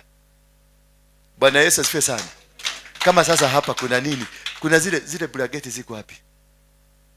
Mzilete hapa, kwa sababu niliambiwa ni za nani, na hizo blanketi tumekaa nazo na 1.5 years again, zilikuwa za huko na nimekaa nazo. Bwana Yesu asifiwe sana. Buju amuka, wewe mkuu mzembe sana siku hizi, kwenda zikuwe ndio zile pale. So lesson na hiyo tunasema, dear friend, 2 Peter chapter 3 verse 8 to 9 inasema, dear friend, this is now my second letter to you. I have written both of them as reminders to stimulate you to wholesome thinking. To stimulate you, niwachangishie, niwasukumie to wholesome thinking.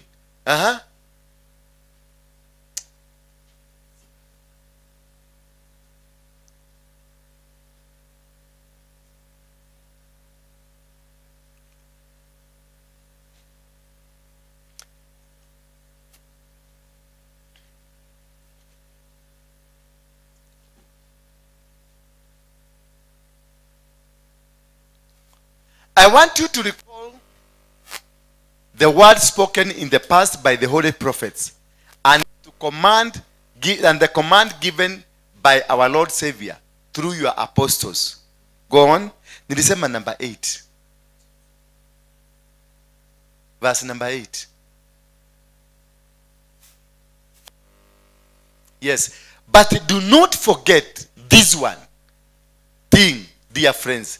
With the Lord, day is like 1,000 years, and 1,000 years is like a day.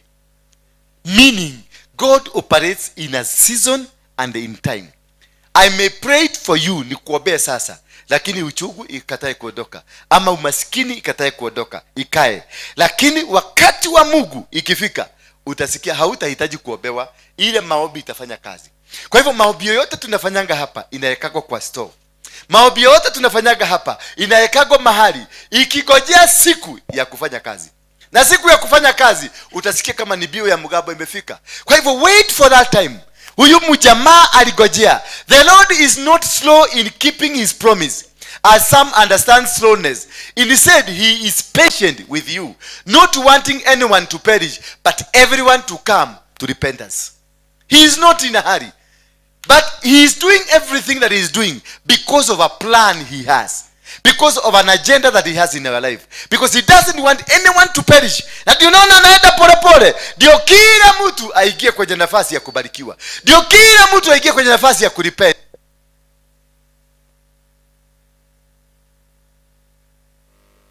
Ndio kila kitu kiende katika mpango ambao Mungu ameupaga. So God is not slow. Don't worry of what is happening. Kama hujabarikiwa sasa, ongoja. God is not slow. Dahiyohaga na dasharagero. Hawezi kuja before his time, and he will never be late. He will still operate within his time. So don't worry. Ile maombi tumeomba imetosha, yenda kuiweka tu. Endelea kuisustain. Endelea kuisustain. Sometime God will come at the appointed time. At the right time he will come and touch you. Bwana Yesu asifiwe sana. Na hautaona utakuja tu kusema, haya, hii kitu nilikuwa nikiumba iliondoka bila kuwekelewa mkono, lakini ni ile maombi iliwekwa. Kwa hivyo nani anaitwa Joshua alikaa because he was appointed. He is the one mwenye atamaliza safari, lakini aliwekwa kwenye tent. All his time alikaa ndani ya tent akigojea tu ripoti. Anauliza, mwadhani arauga atia? Anaambiwa, anasema hivi, anaambiwa hivi ndivyo kumeenda, anaambiwa hivi. Lakini hakuwa na tamaa na hakuwa na mambo ya kutaka kukibia. Alinyenyekea na akagojea, because the Lord is not slow in keeping his promise. God is a promise keeper. Atahakikisha kila kitu alichokisema juu yako kimefanyika. Atahakikisha kila neno lililonenwa juu ya maisha yako litafanyika. Kama alisema utakuwa nabii, kama alisema utakuwa tajiri, kama alisema utaenda kuwa successful, wewe ngojea wakati wa Mungu. Mimi siwezi kupatia wewe kitu mpaka Mungu anipatie instruction. I can't. Hata kama nimekupenda kama nyama, siwezi. Na siwezi kukupatia mahali usimamie kama Mungu hajaniambia simpatie. Siwezi. Hata ukiwa nani, siwezi. Dige kunegera na dige gwetekeria. Kama kwa gari yangu Mungu aniambia usibebe huyo, hata kama ni kukufa na kufa, wewe kwenda kukufa tutafanya mchago. I can't. I don't have that mercy. Sijui niliondolewa. Hiyo huruma iliondoka.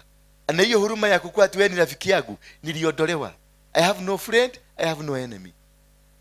That's my life. Unipende hivyo nilivyo. Sasa wale wanafikiria katoro de handsome, ujue this man is not a human being mzuri. Ni human being ambaye utahitaji the mercy of God, the grace kubwa sana ya kukaa na yeye. Sasa wacha kungangana hiyo, mnangangana hapa. Hii ni mtu wa mwezani na yeye. Bwana Yesu asifiwe sana. Namba 4. Lesson number 4 about Miran kutoka kwa Joshua. God can do anything. God can do what? Anything. Joshua chapter number 10 verse 8 to 15. Joshua chapter number 10 verse 8 to 15. Ya kwamba God anaweza kufanya hivyo huko saa hii. Hivyo unajiona ati huyu ni mama Masai, ametobolewa masikio, amekaa hivyo ni kama mama, utakapita tu sema ni kama mama, kajasoma, akajielewa, utasikia huyo mama ako White House America. Ako na mzungu anaitwa Biden. Kwa sababu mzungu hajui kuinterpret, kumebeba mtu mwingine kasini yake huyu, lakini anajua Kisugu na yeye amepelekwa huko akainterpret. Akaseme huyu mama anaongea na Kimasai, huyu anainterpret. Because of what? Kakitu katafanyika kule na maga. America iangalie iseme hii kitu tuko na interest nayo, akupeleke huko. Bwana Yesu asifiwe sana. So God can do anything. He did that to Joshua. Joshua was a nobody. Joshua was a person ambaye wengi hawakuona kama naenda mahali. Wengi hawakuona kama ni mtu anaweza kuwa successful. He did it. The Lord said to Joshua, do not be afraid of them. I have given them into your hands. Do not be afraid of these enemies. Do not be afraid that they are going to attack you. Do not be afraid that wako na nguvu, wamesoma, wako na maelekezo mazuri. No. Do not be afraid of that husband ambaye ako na pesa na kukalia. Do not be afraid kwa hiyo bibi yako mwenye yako na sei kukuliko. Do not be afraid of them because they know English, because they know how to preach, because they understand the Bible better than you, because they can sing better than you. Oh, what you need is to understand, I have given them into your hand. Mungu amewapatiana mikononi mwako. Kwa hivyo usiogope, usijali hata wakiongea Kifaransa, utasema yako limahaka limekende na watasikia na mambo yataendelea vizuri. Bwana Yesu asifiwe sana. Haijalishi what you are going to speak. Ongea Kimasai yako na mimi niongea Kikuyu yangu. Kuna mahali tutaenda. Utasoma mdomo yangu, utaona venye nimefanya mkono, unajua nataka hivi. Nikifanya hivi, unajua nataka hivi. Ukifanya hivi najua, kwani mabubu si wanaongeaga? God will do anything. He can cause them to fear, to tremble. Kuna hawa wazee walikuwa nini? Walikuwa na ukoma. Walikuwa wamekaa mahali, walikuwa napatia yako chakula. Lakini kuna neno lilifanya hawa wazee wafanye neno. Sijui kama mnajua. Kuna mzee alitabiri, akasema kesho masaa kama hii hiyo chakula umesema haitapatiano, itapatiano na itakuliwa, lakini wewe hautakula. Kwa sababu ya hiyo neno la kinabii, Mungu alisababisha dunia itetemeke, dunia ibadilike. Mungu anaheshimu na anarespect neno la kinabii. Neno lake, the promised word, he will respect it. He will give it the audience. Akasababisha, kwa sababu aliyesema ni mtu alikuwa na mafuta juu. Ni mtu alikuwa na mafuta. Aliyesema ni mtu alikuwa na say. Aliyesema ni mtu alikuwa na connection ya biguni. Akasema kesho masaa kama hii utaona watu wakikula. Utaona ikifanyika, lakini wewe hautaenjoy. Bwana Yesu asifiwe sana. Na kwa sababu ya hilo neno huyu nabii alisema ambalo ni la kimungu, Mungu alihakikisha watu wako na ukoma wamefanyika jeshi. Watu story ikakuja, ikasemekana kuna vita, kuna mambo inatokea. Watu hawa walikuwa na ukoma, wakaambia na tukikaa hapa tutakufa, na tukienda tutakufa. So badala tukufie hapa, wacha tukakufie mbele. Walipoamuka, kumbe ni neno linataka kutimizwa. Walipoamuka, walianza kutembea, wakitembea wanasikika ni kama jeshi, ni kama battalion. Wale watu wa huko wakasikiliza, wakasikia ile jeshi inakuja, itakuja kutumaliza. Na ni watu wako na ukoma. Mtu atabadilishwa, watu watabadilishwa. Wale ambao wamekuinukia, kuna kitu kitabadilishwa, kuna kitu kitabadilishwa, kuna kitu kitabadilishwa. Watasikika kama ni watu wengi, kumbe walikuwa watu 7. Wakifika huko wakakuta wale wamechukua silaha na vitu zao wametoroka. By the time hawa wakuje, walikuja wakapata kiwanja iko kavu. Kiwanja chako kitakuwa kavu. Utaingia huko bila kupimbana vita. Utaingia huko bila kukutana na maadui. Utaingia huko na utabadilishwa maisha yako, maana kila kitu yako yote utaipokea. Bwana Yesu asifiwe sana. Wakiwa hapo hawa watu walikuwa na ukoma, walikula wakashiba na hawakukufa. Bwana Yesu asifiwe sana. Mwambie mwenzako, I'm not going to die. Sikufi digokwa. Mwambie digokwa. Ona mare hedoi, ona matoroga, digokwa. Ongea na lugha yako, mwambie mwenzako sitakufa. Mzungumzie tu, mwambie digokwa. Kioneki gyakwa gitigokwa. Mwambie maono yangu haitakufa. Itatimika, itatimia, itatimia. The Lord said to Joshua, do not be afraid of them. I have given them into your hands. Not one of them will be able to withstand you. Not one of them. Hakuna hata mmoja wao atakaa, atastihili, atasimama kushinda. Hakuna hata wakuje na silaha aina gani, hawataweza. Uso wako utawaka moto, watachomeka. Utakapofika tu hapo, I have already, nimewacapture. They are captured. All your enemies are captured. Wamewekwa pingu, wamewekwa pingu ya mikono, wamewekwa pingu ya miguu, hawana uwezo. They are captive, wamekamatwa, wamekamatwa. Don't be worried of them. Wakisugu yao mingi sikubabaisha. Do not be worried of them. Washakamatwa. Wale maadui, unaona yule mama nakusubua hapo, ashakamatwa. Mungu amekamata yeye. Hata kusubua tena. Amekwendea baka kwa wagaga. Ameenda baka Tanzania kukuchukulia uchawi. Hana uwezo, ashakamatwa. Na uchawi yake imekamatwa. Wale watu wametuinukia hapa, eti kwa sababu wao ni mapasta wakubwa, eti kwa sababu yao wameenda Nigeria, wamechukua mahirisi ya kuishika watu. Saizi wako under arrest. They have been arrested. Wamekamatwa. Wamekamatwa. They are arrested. Usijarishwe na wao. Usijalishwe na huyo anko alisema hakuna mahali utaenda. Usijalishwe na huyo auntie alisema hakuna mahali utaenda. Usijalishwe na huyo mzee alisema hakuna mahali utaenda. Waambie nitaenda. You are arrested. Umekamatwa. Umekamatwa. Haunitishi. Haunitishi. Haunitishi. Acha kutishwa na mtu wako ndani ya pego. Kido kiohe. Kitu kimefugwa. Na inoko harogoko raha harogoko. Bwana Yesu asifiwe sana. Hao watu walikuwa wameenda kupupukwa Sibina, walikamatwa na upere. Walienda wakaiosha. Hao walisema mambo mabaya yako, wamekamatwa. Sema wamekamatwa. They are under arrest. Wamekamatwa matire na se. Matire na se. Acho maugire botire kodorathie. Haguore ni hagu ni Ngai agokinyetie. Waulize, walisema hakuna mahali tunaenda. Hapa ni wapi? Hapa ni wapi? Yes, hapa ni wapi? Bauge tagotire kodo turathie. Huko neko anyina. Oh yes. Tutashinda. Mwambie mwenzako tutawashinda. Maana Mungu wetu amewashinda. Mungu wetu amekamata wao. Wamekamatwa nemanyiteto makano. Wamekamatwa. Yes. Huyu Mungu wetu ni mkali. Huyu Mungu ni mkali. Verse 9 please. Ama tuko kwa 9. After an all-night march from Gilgal, Joshua took them by surprise. Wow. After all night from Gilgal, Joshua took them by surprise. Mwambie utasurpriseiwa. Mwambie mwenzako a surprise is coming. Kuna surprise.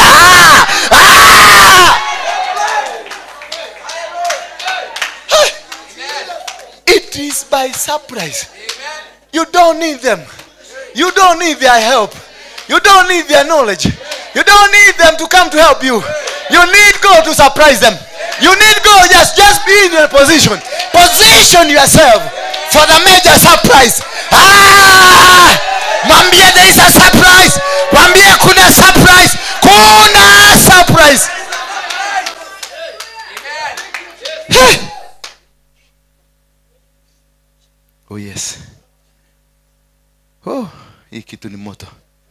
Tuko namba ngapi? Number 5. But God has a plan. Bwana Yesu asifiwe sana. Lesson number 4. God has a plan. Give me Joshua 8. Verse number 10 to 16. Mungu ako na plan. He says in the book of, is it Timothy? I have got good plan for you. Is it Timothy mani? Kuna ingine New Testament. Ninyi mnajua Old Testament. Is it Timothy amani? Yes, it's Timothy. I got good plan. Plans not to destroy you, but plan to prosper you. So God is a master planner. Anajua leo una chakula, lakini anajua next year siku kama hii wewe ndio utakuwa na ile store kubwa ya kupatiana chakula. Bwana Yesu asifiwe sana. Huyu Mungu anajua leo wewe ni mgonjwa, lakini anajua mwezi wa Januari wewe ndio utakuwa ukiombea wagonjwa. Bwana Yesu asifiwe sana.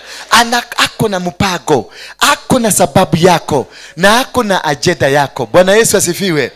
Anasema hivi Joshua 8. So Joshua and the whole army moved out to attack Ai. He chose 30,000 of his best fighting men and sent them out at night. So Joshua and the whole army moved out to attack Ai. In the night. He moved in the night. Akawatayarisha 30,000 men of the best men. Send them out at night. Kwa hivyo Mungu anapanga. Ako na mpango juu ya maisha yako. Ako na nia juu ya maisha yako. He chose 30,000 strong men. So after that, then tupeleke mbele. Odina nati waguo. With these orders, listen carefully. Listen now. With these orders, it is order from who? From God. So there is an order from heaven. You just don't do things. You just don't walk on your own. Hautembii tu wewe peke yako. Una operate in the orders of God. When you surrender to God, you operate on orders to God. That is why God has ordered you to be here today. That is why God has commanded that leo utasikiliza neno baka hata kama itakuwa usiku. With these orders, listen carefully. You are to set an ambush behind the city. Don't go very far from it. All of you be on the alert. Yes. Arakwira ndugatuike kirimu. Usikue mjinga. Eti kwa sababu umeokoka. Eti kwa sababu umeombewa na Waruinge, umeombewa na Manyuru, umeombewa na Ezekiel. Usikue mjinga. Maana vita hizi si za ujinga, ni za kutumia akili. Vita za kiroho ni mpango na paga. Unaenda hivi kijungli na changli na jangnu. Bwana Yesu asifiwe sana. Akawaambia mkue carefully. Na ni mwapaga akawambia mujipange mwende mufanye ambush. Kisha akawambia with these orders, listen carefully. You are to set an ambush. Kitu ya kwanza hapo tuna understand, lazima uweke ambush. Hii ni vita za kiroho, weka ambush. Ukiona huyu mama na kuchorea hivi, unamwekea ambush. Ukiona huyu ameenda hivi, kwa sababu hapa ni Jamchan na Chungli na Jakli. Bwana Yesu asifiwe sana. Ni kuhidhanira. Bara yake roho ni kunini? Ni kujifichania. Yule atakuwa smart, anambomoa yule mwingine. Hivyo ndivyo alifanya. Akawaambia muende mkufeke abuji. Sasa hamtaki kuenda? Sema hiyo kitu yako. Watu wa banki ni watu wa banki tu. Inakaa siku mingi kabla itoke kwa kichwa. Mlevi na mtu wa banki wakikaa pamoja. Ngumu sana. Verse number 5. Igogenake. Then I and all the people who are with me will approach the city, and it will come about when they come out against us, as at the first, that we shall flee before them. Akawaambia nyinyi mwende mutafanya ambush, nyinyi mutatagulia city ile tunaenda kupiga ndio hile. Sasa hii timu nimechagua hapa itaenda ikiwa face wale ndio wale waone, alafu tutengeneze timu nyingine itasuguka na huko nyuma ipite city na huko nyuma. Sasa nyinyi mkienda mkifika pale muwaone wamewaona, muende tu mjitokeze mkiiba ile ile, where I am a soldier in the army, I am a soldier in the army, I am a soldier in the army of the Lord. Mkiona sasa wamekuja na mikuki, muondoke mbio mkitoroka.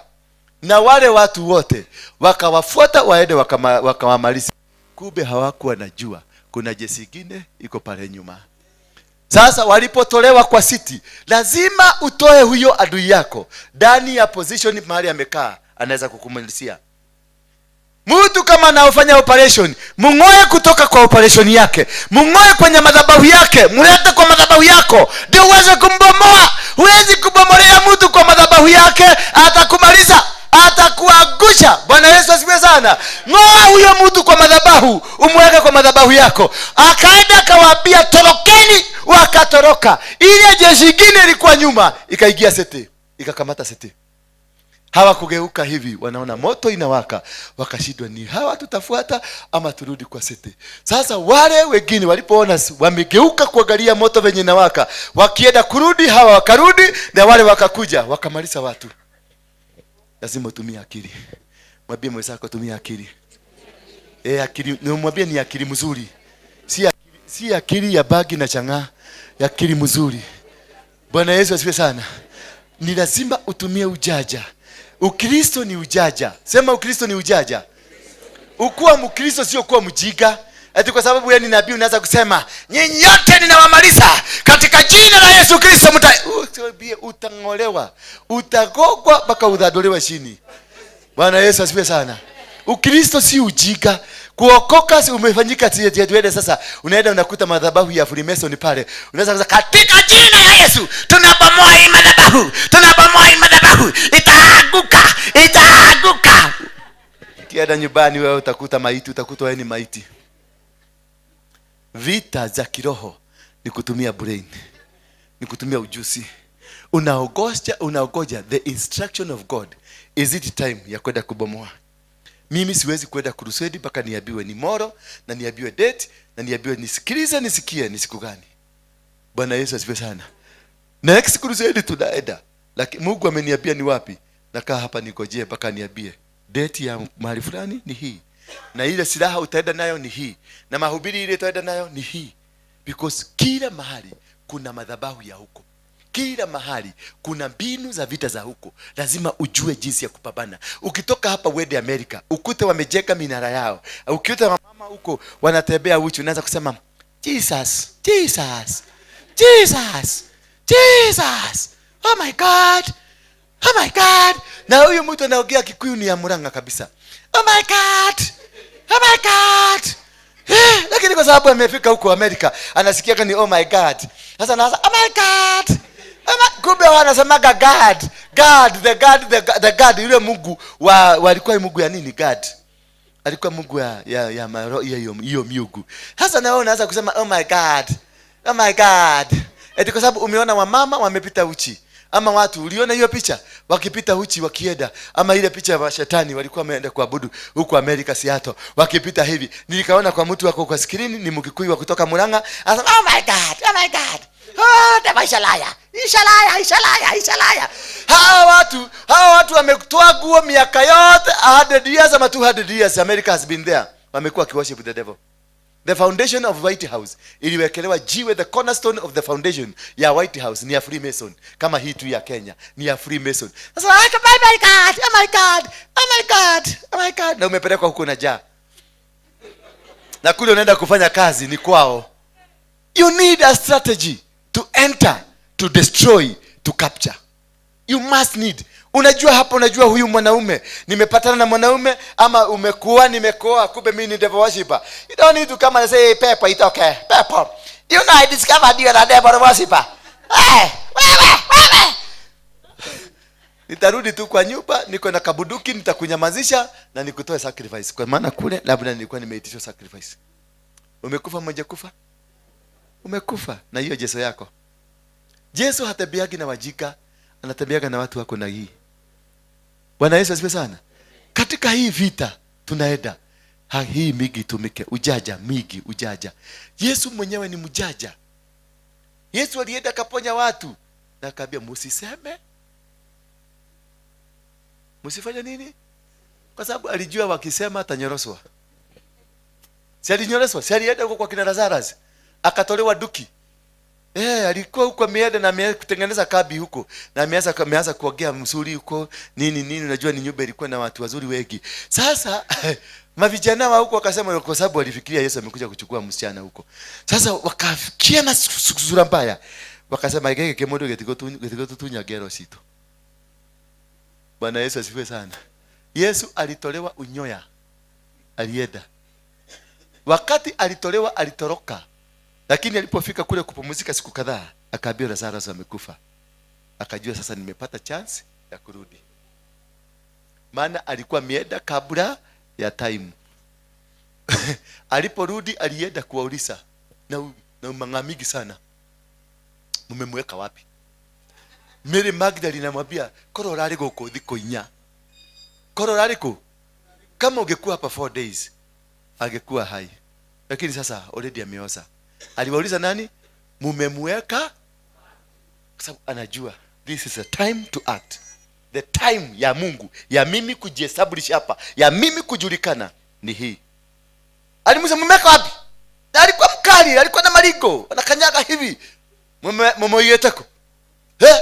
Wakamwambia ni pale kwa jiwe. Akafika kujeni. Toa hii jiwe. Toa. Wakatoa haraka. Walipotoa, akamuita Lazarus. Alikuwa anajua kwa sababu ashaambiwa na Baba, this is the time to silence your enemy. There is a time for you to silence your enemy.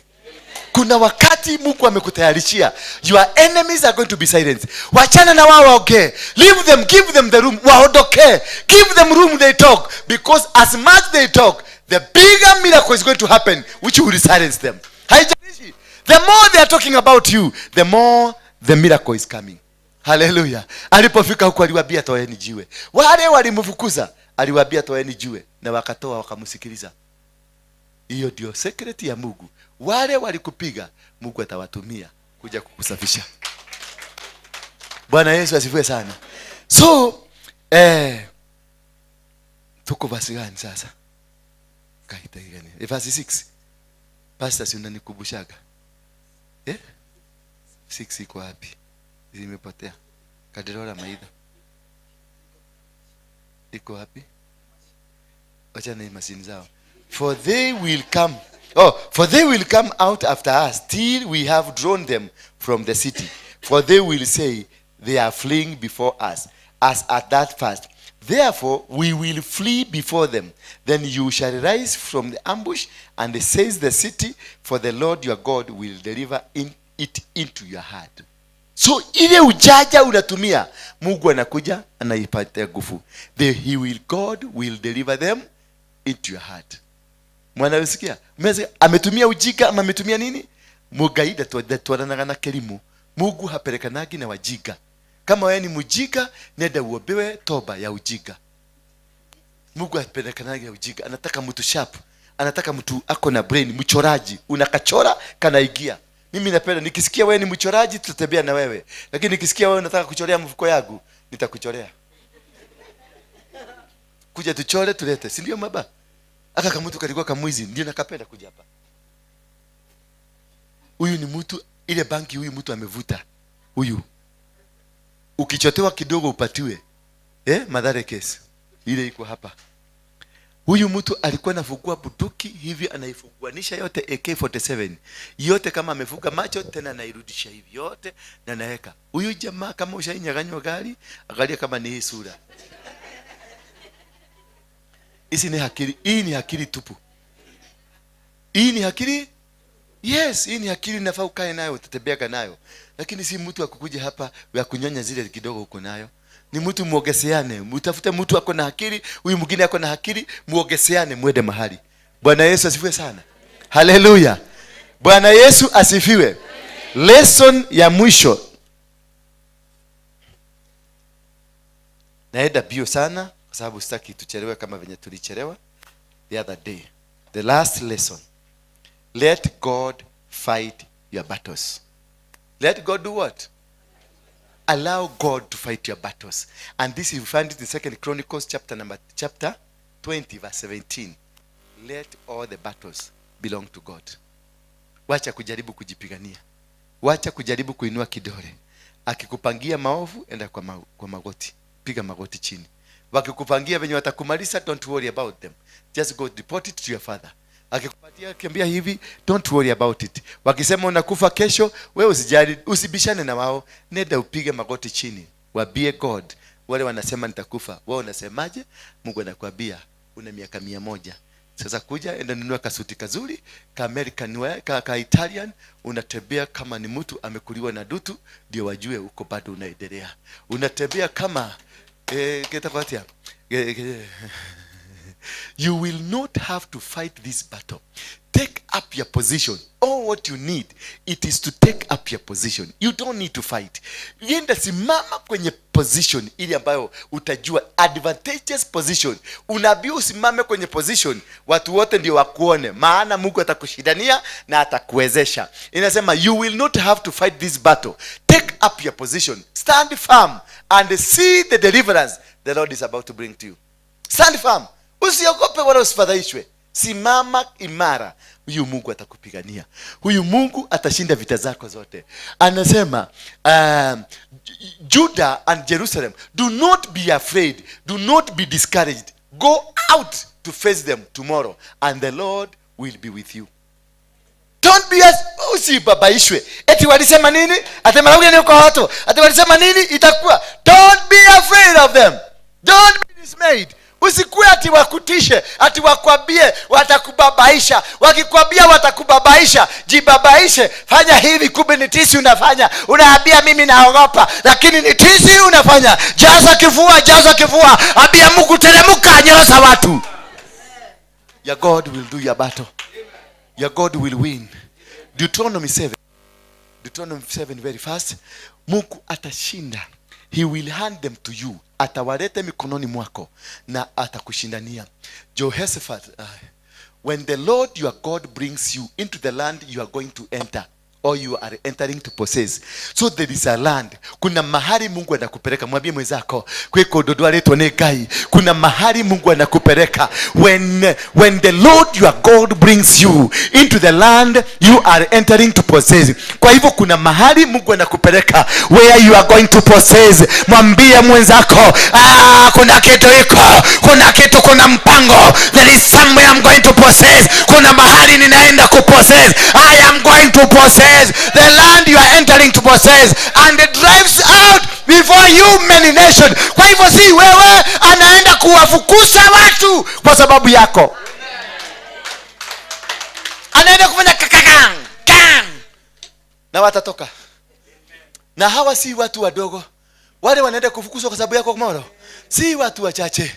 Wanaitwa Wahiti, wanaitwa Wagirigashi, wanaitwa Waamori, wanaitwa Wakanani, wanaitwa Waperezi, wanaitwa Haviti, wanaitwa Wajebusaiti. Ni 7 nations larger and stronger than you.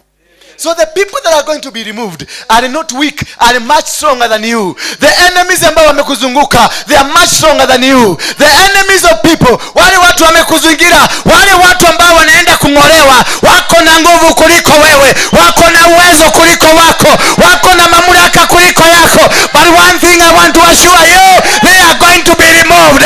One thing I want to assure you, wataondolewa. Hiyo ardhi unaenda kuichukua, hiyo city unaichukua, hiyo nchi unaichukua. Hiyo walisema hautaweza, you are going to take it. You are going to take it.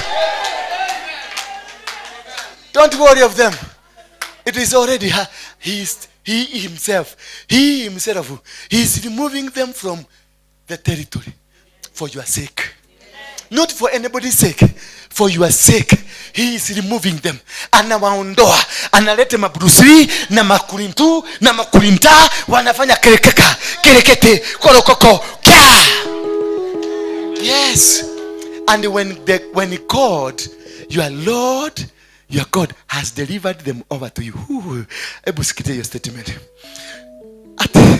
When God, your Lord, delivers them over to you, ugone mekoni yano mkoini mako, maadui wako anaenda kupatiana mkononi mwako. He will deliver them to you. Not only that he's going to crush them, but he will hand them to you. Atawalete mikononi mwako. Sio tu kuwapiga, sio tu kuangamiza, sio tu kupigana na wao, lakini atawalete mpaka mikononi mwako. Atakupatia mikononi. Maadui watapatianwa kwenye mikononi mwako. Utapatiano. Nemekoleho. Wataletwa kwenye mikono yako. Watapokezwa mikononi mwako.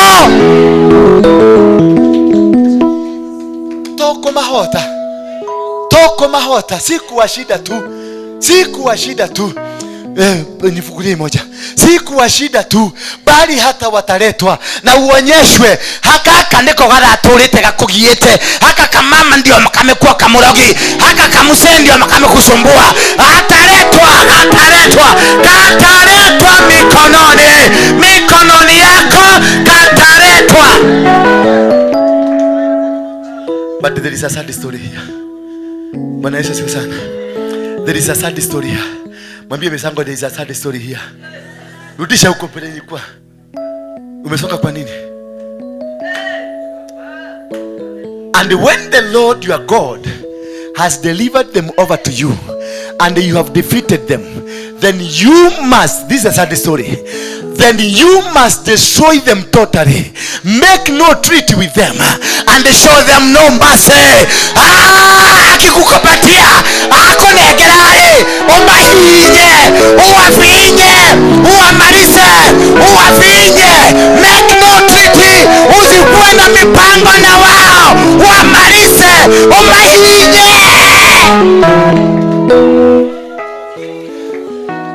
akunengera, maana atakupatia maadui wote, atakupatia mikononi mwako, na amekwambia akikupatia akunengera guo. Make no treaty, but you shall utterly destroy them. Destroy them. Your work is to destroy. Your work is not to fight. Your work atakuletea, akuwekelea kwa mikono yako, kisha ufinye kila mahali kuna vinywa, ufinye. You shall not make no treaty with them. Don't have any plan with them. Don't have any agenda with them. Usikubali kukaa chini na wao mpange kitu. Do not allow that nonsense in your life. Oh my God, stand up. Rise up, rise up, rise up, rise up. Wamasai wakuje. Fukua hii moja, Wamasai wakuje. Hii kitu imekaa. Wamasai kujeni. Si ero. Sisiangike. Uliniambia unaitwa nini sasa wewe? Koko? Jina yako ni Koko ama ni Shosho? Ngogo. Sasa Ngogo. Nataka kufunika wewe na blanketi. Kufunike. Sasa yote kuja hapa. Hii ndio ile zawadi Mungu ameniambia nikupatie. Sina kitu kingine naweza kupatia wewe. Sorry.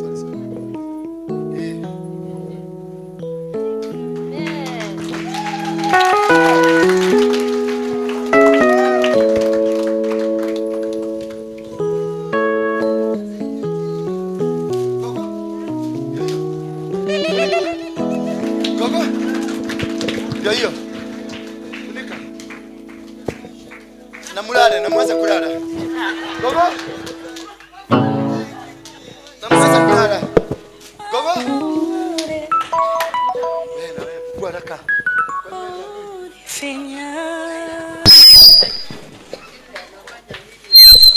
Nani?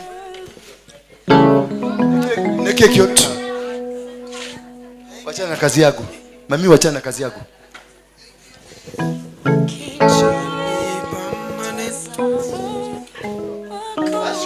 It shall be permanent. What a God has done for me, it shall be permanent.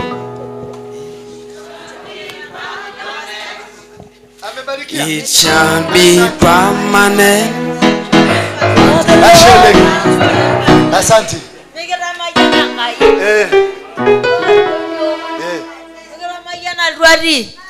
Toldonyo Toshomor Masai Migramanankara Ta Valudori Eredanga Yaya Ashe Migramayani Tabena Oldonyoro Tabena Oldonyoro Amuyanga Inashu Tanga Ina Saruni Tala Sarun Masai Tobolana Aldonyo Tasha Tasarun Masai Tabana Goimere Mirangova Ligamba Esai. Amen. Thank you. Asante. God bless you. Dimu ikarede. Yes. Niye torai hau modo gaga. Torai hau moke meshi ya moke fakoria kagoa. Mure kwa gainye kama kwa kamwe. Bwana asifiwe sana. Sadaka zenu mlete hapa. Sadaka zenu mlete hapa niondolewe hii. Sasa tuanze shetani.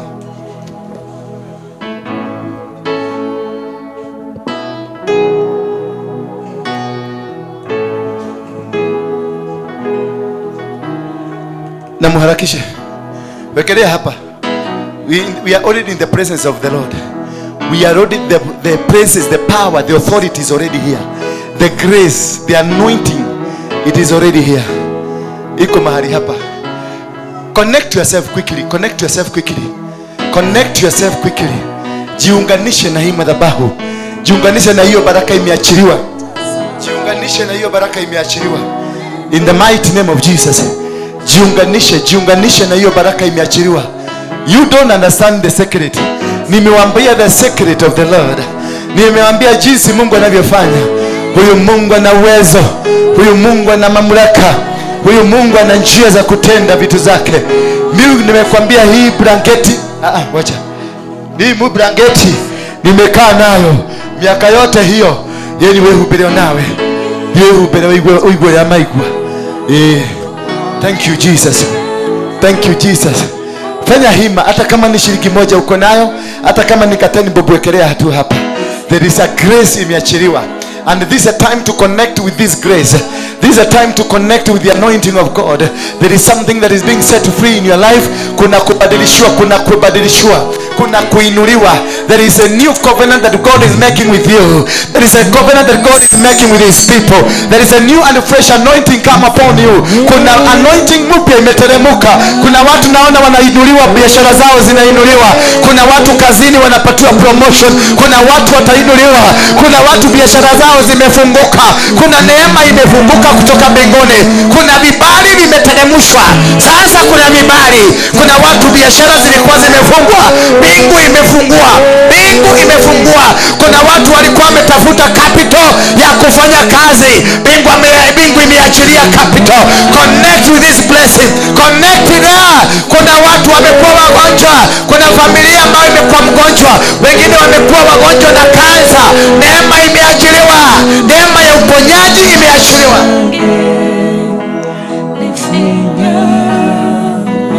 Tusimame kwa miguu yetu.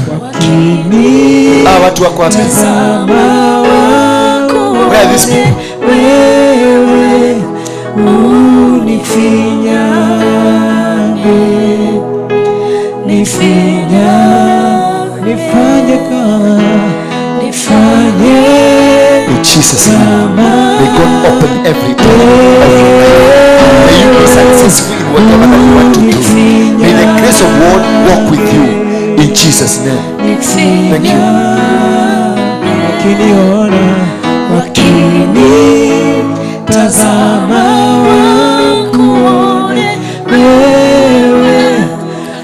Na ndio nataka kukuombea sasa.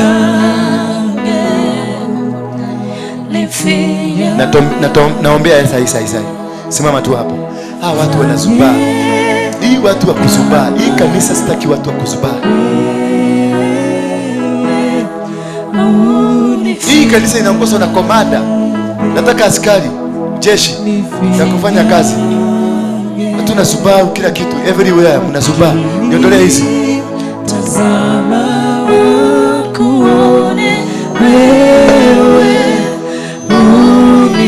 Ondoka kama mfukuzo. Tuinue mikono yetu. Tuendelee. Inua mikono juu. Sogeeni hapa. Sogeeni hapa.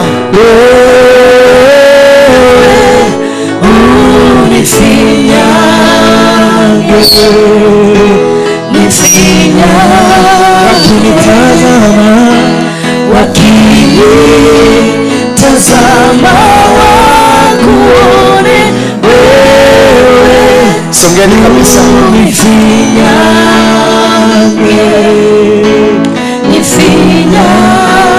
Nifanye kama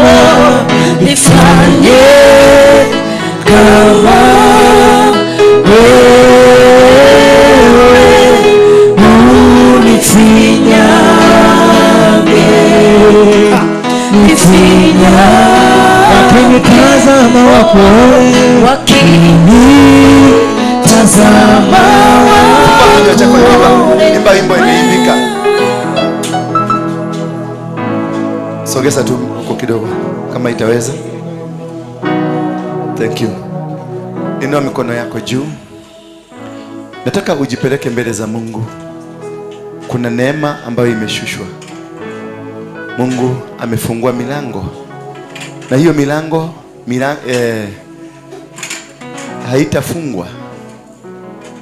Na shetani hana uwezo na mamlaka juu ya hiyo milango. Jipeleke tu za mbele za Mungu. Connect with him. Fungua kinywa chako, umwambie sasa niko hapa. Maana umenipatia maadui hawa. Nipe nguvu ya kuwamaliza, kuangamiza. Maadui ni poverty. Maadui ni magonjwa. Maadui ni umaskini katika maisha yako. Maadui ni kuchukiwa, kudharauliwa, kuonewa, kutoaminika. Fungua tu kinywa chako, fungua kinywa chako. You are in the presence of God.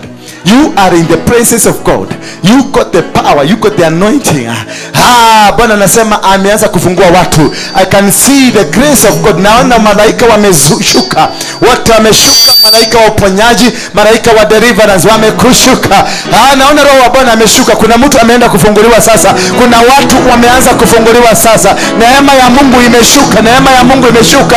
Kuna watu wameachiliwa kutoka kwenye utumwa wa umaskini. Kuna watu wameachiliwa kutoka kwa madeni. Madeni inaondoka. Madeni inaondoka. Madeni inaondoka. Madeni inaondoka. Yesu ni muweza, ni muweza, aweza yote. Yesu, Yesu ni muweza, Yesu, Yesu ni muweza, ni muweza, aweza yote. Yesu, Yesu ni muweza, Yesu, Yesu ni muweza, ni muweza, aweza. Ima Yesu, Yesu ni muweza, Yesu, Yesu ni muweza, ni muweza, aweza. Ima Yesu, Yesu ni muweza, Yesu, Yesu ni muweza, muweza, aweza. Ima Yesu, Yesu ni muweza, Yesu, Yesu ni muweza, muweza, aweza. Ima Yesu, Yesu ni muweza, Yesu, Yesu ni muweza, muweza, aweza. Oh Yesu,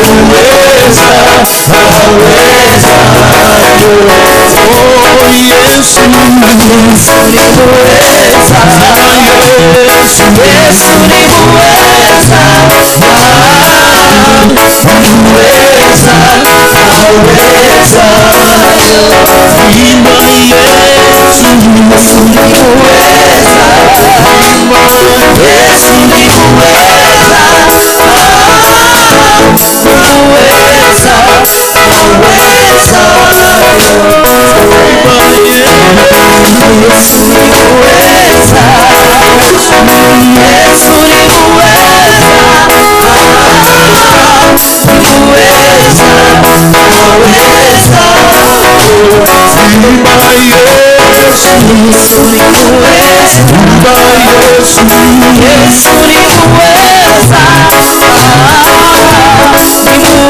Yesu ni muweza, ni muweza, aweza. Ima Yesu, Yesu ni muweza, Yesu, Yesu ni muweza, muweza, aweza. Ima Yesu, Yesu ni muweza, Yesu ni muweza, muweza, aweza.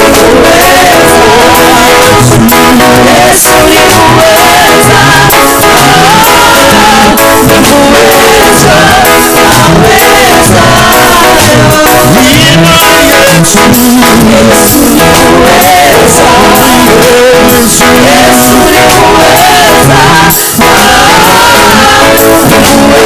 ni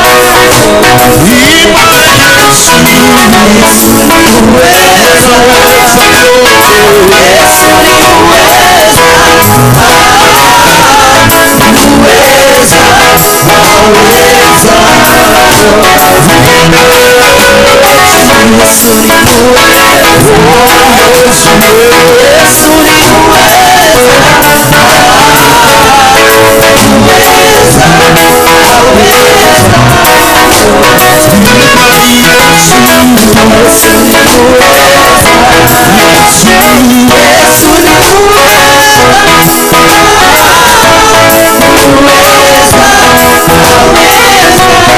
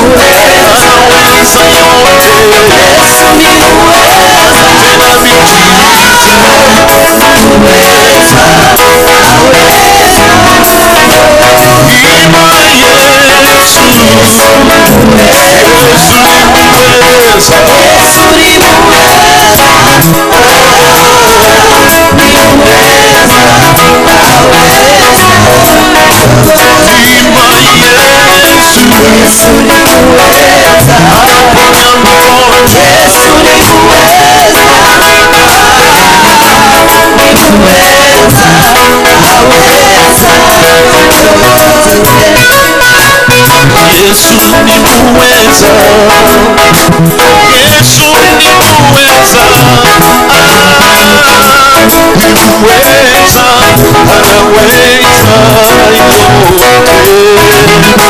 yote. Yesu ni muweza, anaponya magonjwa yote. Yesu ni muweza, aweza yote. Imba Yesu wewe, imba Yesu,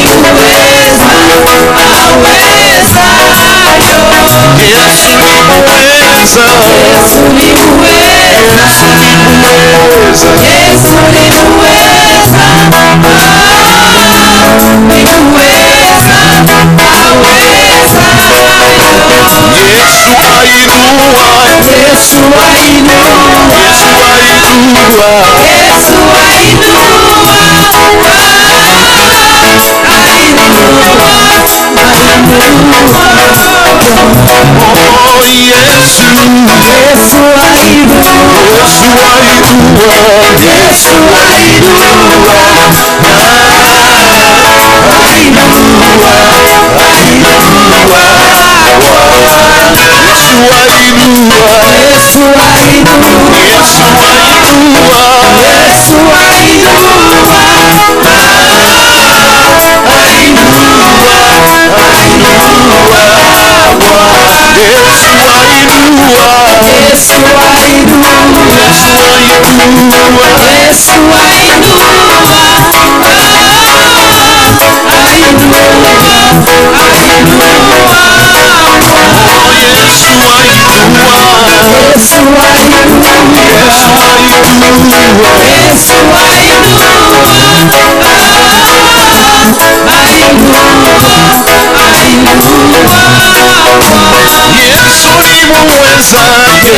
ni muweza,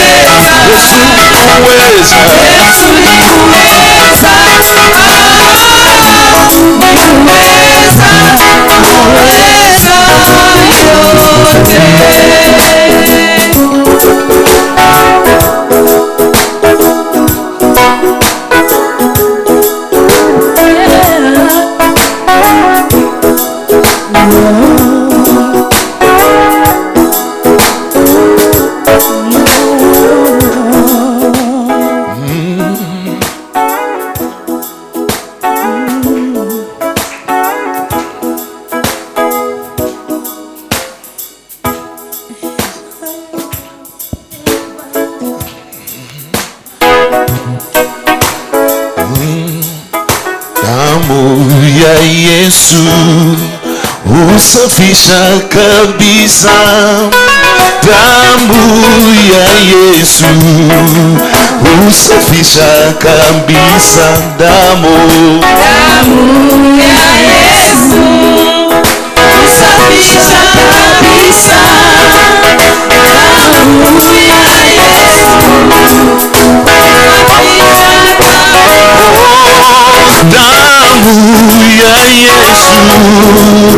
husafisha kabisa. Damu ya Yesu husafisha kabisa. Damu ya Yesu husafisha kabisa. Damu ya Yesu husafisha kabisa. Damu ya Yesu husafisha kabisa. Damu ya Yesu husafisha kabisa. Damu ya Yesu husafisha kabisa. Damu ya Yesu husafisha kabisa. Damu ya Yesu husafisha.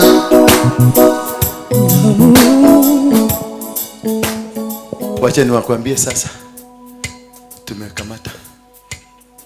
tumekamata Freemason. Free ya mimi ni member wa Freemason.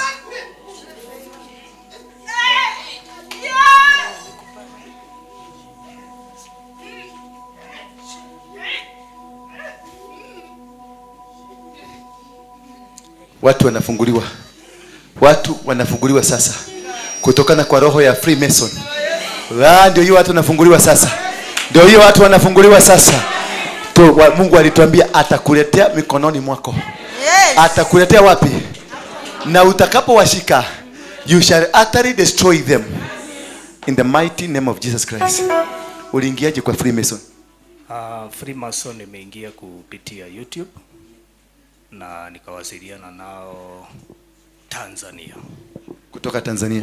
Ya, kwa sababu Kenya wamejificha sana, lakini Tanzania wameweka wazi. Sasa nikaongea nao. Kuja hapa. Endelea kuongea. Tayari jina langu kama vile wengine na yenu yameandikwa kwenye kitabu cha uzima. Mimi jina langu Mwangi wa Welu liko kwenye kitabu cha Freemasons. Pastor alikuwa anahubiri mchana akasema kwa nini sisi huwa hatutajiriki, na that's why nilienda kwa Freemason kutafuta utajiri na kutafuta pete yenye nguvu. Nikatumia mali yangu yote, lakini nilipofika kule kwa Freemason nikapata Freemason wanatumia nyota. Kama hauna nyota, Freemason hawawezi kuchukua.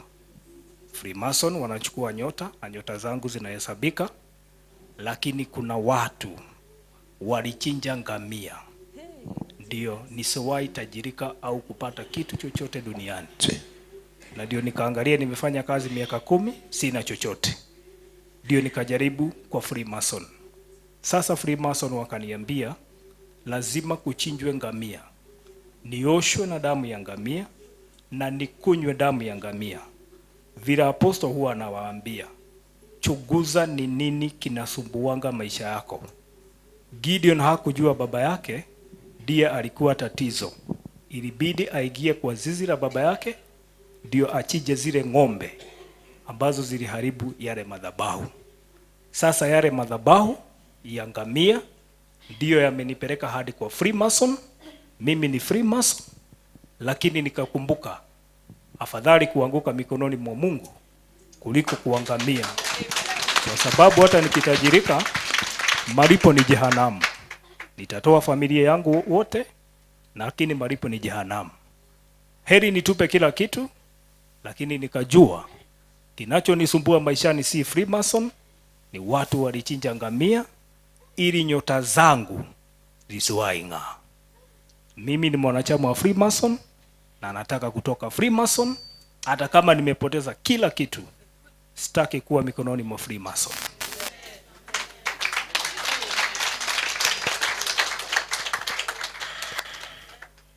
Kuna kitu chochote cha Freemason umebeba?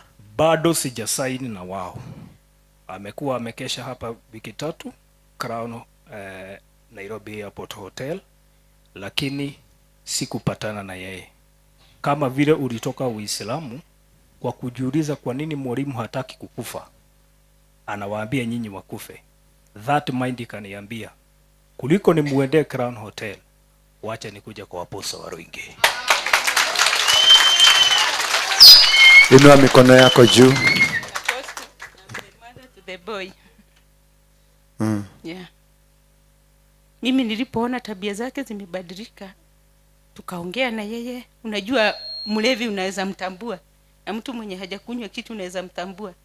Mimi sasa nikafanya mkutano na yeye, akaniambia amekufuata 1.5 mwaka. Nikamwambia chunguza Kenya, juu Kenya ni kubwa, uniambie ni kwa nani unataka nikupeleke ili utoke kwa hizo madhabahu, juu madhabahu lazima ibomolewe na madhabahu. Na ni lazima kuwe na kuhani mwenye atabomoa madhabahu. By the time mimi nilikuwa Mombasa, ikabidi hata mimi kwanza nirudi side hii nione, yani nimchunguze. Nimemchunguza, nikamuuliza unataka kwa nani? Kaniambia mimi kama si Waruinge huko sitatoka.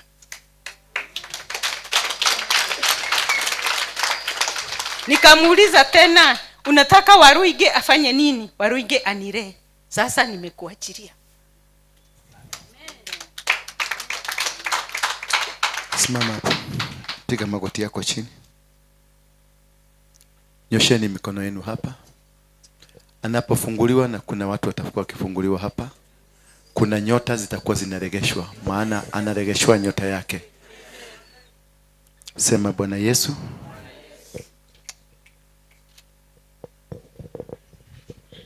sema hapa Bwana Yesu, Bwana Yesu, mwana wa Mungu uliye hai. Wewe ambaye damu yake ndio iliyotiririka msalabani kwa sababu ya ukombozi wa binadamu, na ukombozi wangu. Nimekuja nimejipeana mikononi mwako. Kutoka leo mimi ni mtoto wako. Jina langu lifutwe kutoka kitabu cha Freemason, kitabu cha mauti, niandikwe kwenye kitabu cha uzima, na kalamu na wino ya damu ya Yesu Kristo. Kutoka leo shetani sina mahusiano na wewe. Nitahusiana na Mungu, nitamtumikia Yesu maisha yangu yote. Kutoka leo mimi sitahusika wala kujumuika wala kutembea wala kuwaza mawazo ya shetani. Nitawaza Yesu, mwana wa Mungu, Yesu wa Nazareti. Sema amen. Baba, katika jina la Yesu Kristo, kama vile ulivyoniokoa ukanitoa kwenye mikono ya shetani, nilikuwa nimezamishwa kwenye nguvu za Illuminati na Mungiki. Nilikuwa nimezamishwa kwenye nguvu za wachawi na waganga. Nilikuwa nimekamatwa na watu ambao walikuwa wamenishika wakaniweka kwenye madhabahu ya shetani. Lakini kwa huruma zako na kwa bidii yako na uaminifu wako ukaniokoa na ukanitoa kule. Ninaamini ya kwamba huyu mtoto amekuja kwako na umemtoa na umemvunjia madhabahu yote yaliyokuwa yamemzingira. Hizi ngamia ama ng'ombe ama mbuzi zilizoichinjwa na damu yake, damu ya hizo ikatumika kuchukua nyota zake. Kutoka leo ninang'oa hiyo damu yote kwa jina la Yesu Kristo. Ninavunja madhabahu ya Illuminati, ninavunja madhabahu ya Freemason, ninavunja madhabahu ya Mungiki, ninavunja madhabahu ya waganga, ninavunja madhabahu ya wachawi yote naivunja katika jina la Yesu Kristo. Madhabahu ya familia, madhabahu ya maeneo, yote ninaisambaratisha, ninaivunja katika jina la Yesu Kristo. Ninaingia kule kuzimu, kwenye shimo la shetani Lucifer himself. Ninamtoa huyu mtoto, ninamng'oa kutoka kwa mikono ya shetani, ninamkabidhi na muweka kwenye madhabahu, ya kwamba kutoka leo kwenye madhabahu ndio utatumikia. Nimekukabidhi, umekuwa mtoto wa madhabahu, madhabahu ya Yesu Kristo, madhabahu ya Yesu Kristo, mwana wa Mungu, mwana wa Mungu, Mungu aliye hai, Yesu Kristo wa Nazareti. Ninakukabidhi mikononi mwake. Ninavunja malaika wa shetani, ninavunja anga, malaika wa anga, wa hata yule kule baharini, the queen of the sea, the queen of heaven, the queen of the dry land, ambaye amekuwa kitawala. Ninaharibu mipango yake, ninateketeza ngome zake zote katika jina la Yesu Kristo. Amen. You are free.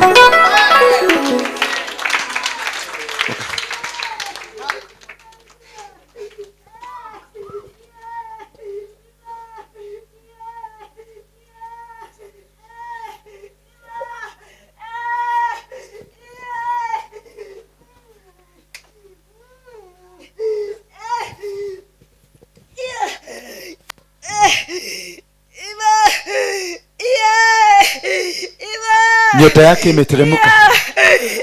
Nyota ya huyu waliibiwa wakiwa na mbwana yake. Nyota zake zote zimeteremshwa. Nyota zake. Inua mikono yenu juu, kuna nyota zingine zinateremka. Funga macho yako. Funga macho yako. 1, 2, 3. Ndio hizo zimeshuka sasa. Ndio hiyo imeshuka. Ndio hiyo imeshuka. Nguvu zote zimerudishwa. Nguvu zimeshuka. Nguvu zimeshuka. Nyota zimeshuka. Mamlaka ya mbinguni imeshuka. Ndio hiyo imeshuka.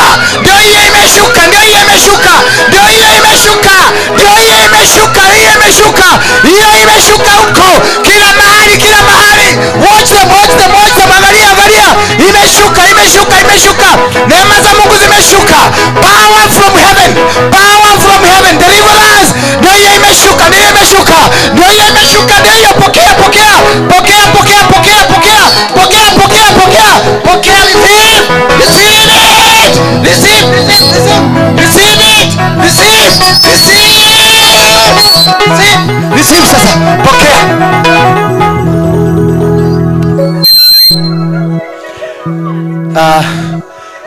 Inua mikono yako juu. Nikisema breathe in, ta breathe mara 7.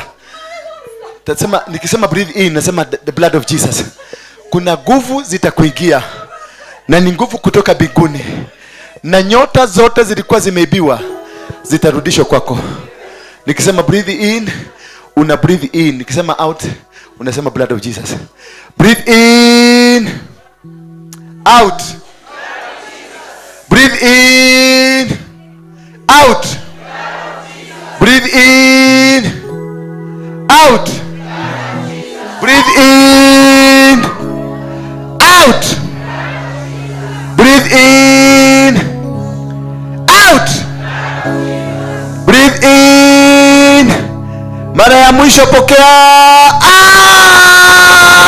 Receive, receive the blood of Jesus. Receive the blood of Jesus. The blood of Jesus. The blood of Jesus. The blood of Jesus. The blood, the blood, the blood of Jesus. The blood of Jesus.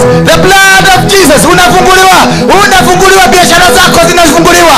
Kule walikupeleka kwa Illuminati, unaondolewa, unaondolewa, unafunguliwa, unafunguliwa. Nguvu za giza zinaondoka. Magonjwa ya kansa inaondoka. Magonjwa ya pressure, kisukari, kidney problem, zote zimeng'olewa. Umasikini inang'olewa. In the mighty name of Jesus.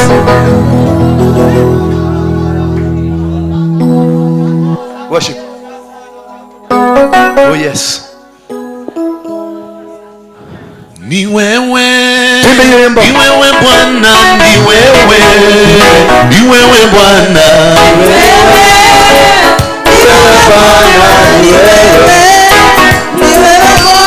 Ni wewe Bwana, ni wewe. oh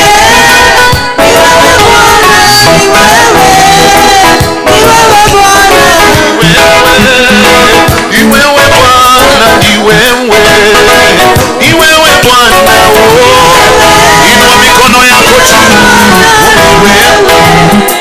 Iwewe Bwana,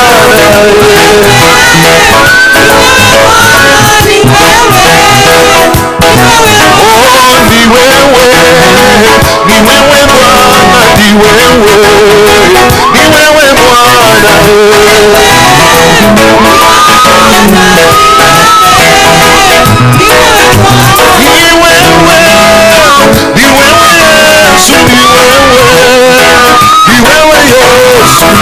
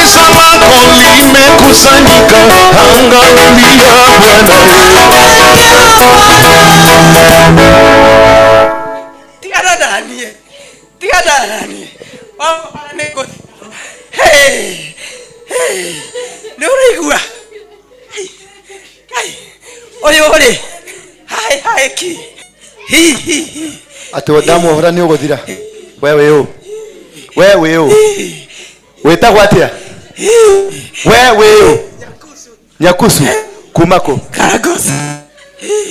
what is he doing? Silence. Don't want your nonsense here. Wewe yo Kakuruku sana. Umeteko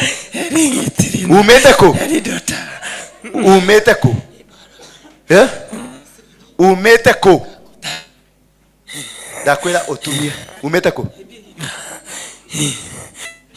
ati ndakuhora ni uguthira Oye oheto no oye na irathimo nyingi muno Ngai mumuohete niki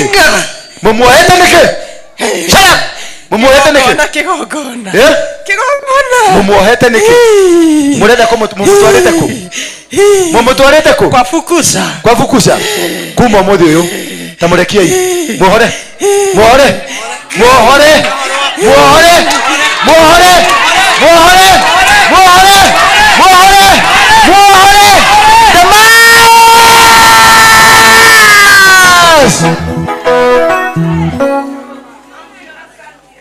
Lose the body, lose the spirit in Jesus' name. Break every covenant. Umefunguliwa.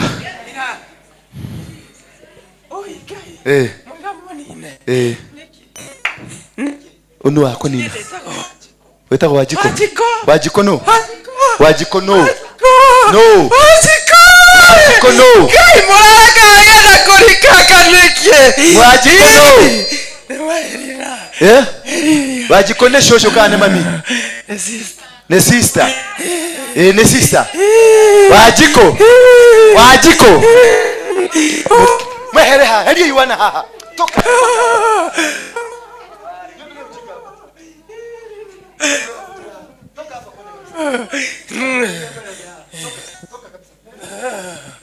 Gai Ngai mwigathire tu. Ndamuthaitha tiganai nani. Wajiko. Wajiko.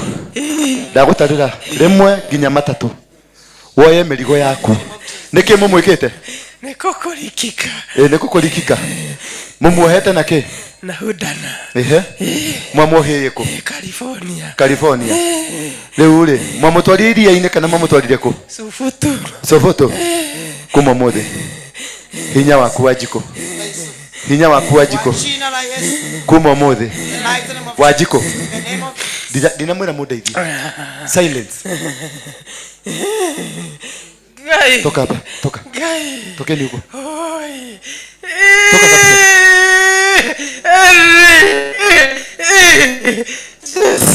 Wajiko. Thĩinĩ wa rĩtwa rĩa Jesũ. Wajiko. Thĩinĩ wa rĩtwa rĩa Jesũ. Wajiko. Thĩinĩ wa rĩtwa rĩa Jesũ. Uma mwĩrĩ-inĩ ũyũ na mũrekie muhore. Muhore. Muhore. Muhore. Mureke agatungatĩre Ngai. Thĩinĩ wa rĩtwa rĩa Jesũ Kristo. Ya free.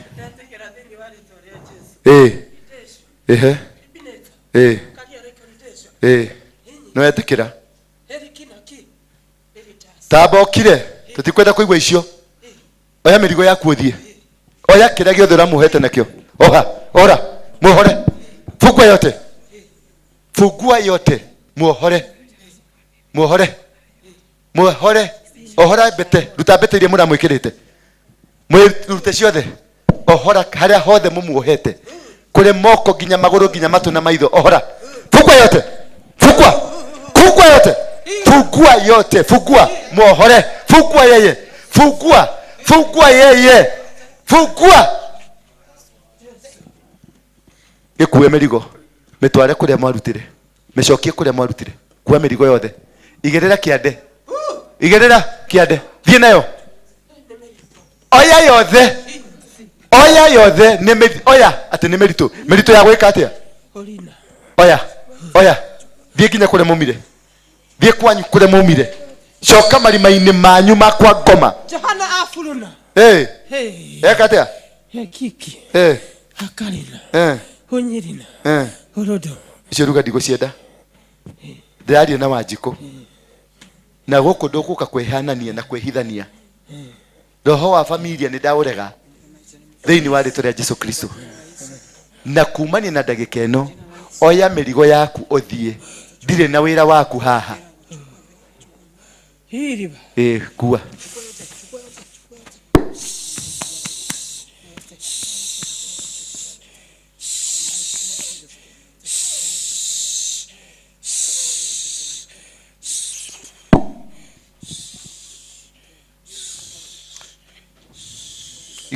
Chukua, beba.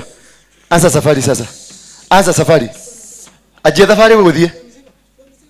Ajia safari udhie. Do dhie. Dhie. Dhie.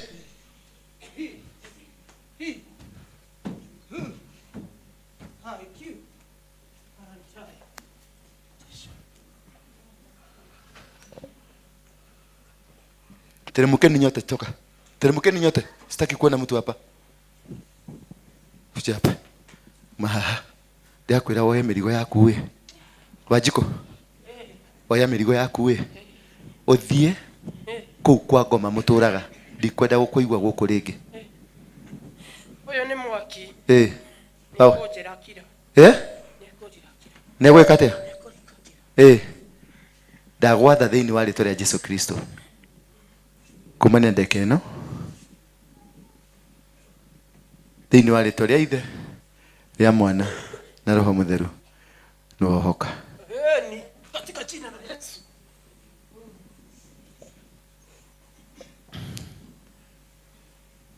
Being a Christian does not qualify you to be righteous.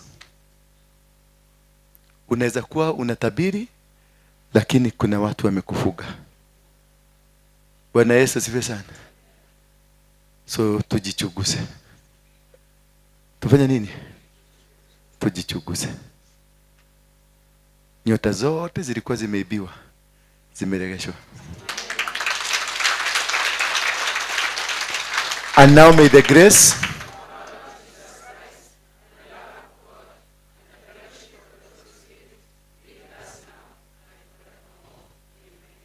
Wamasai kujeni. Na wale watu wa Moro kujeni.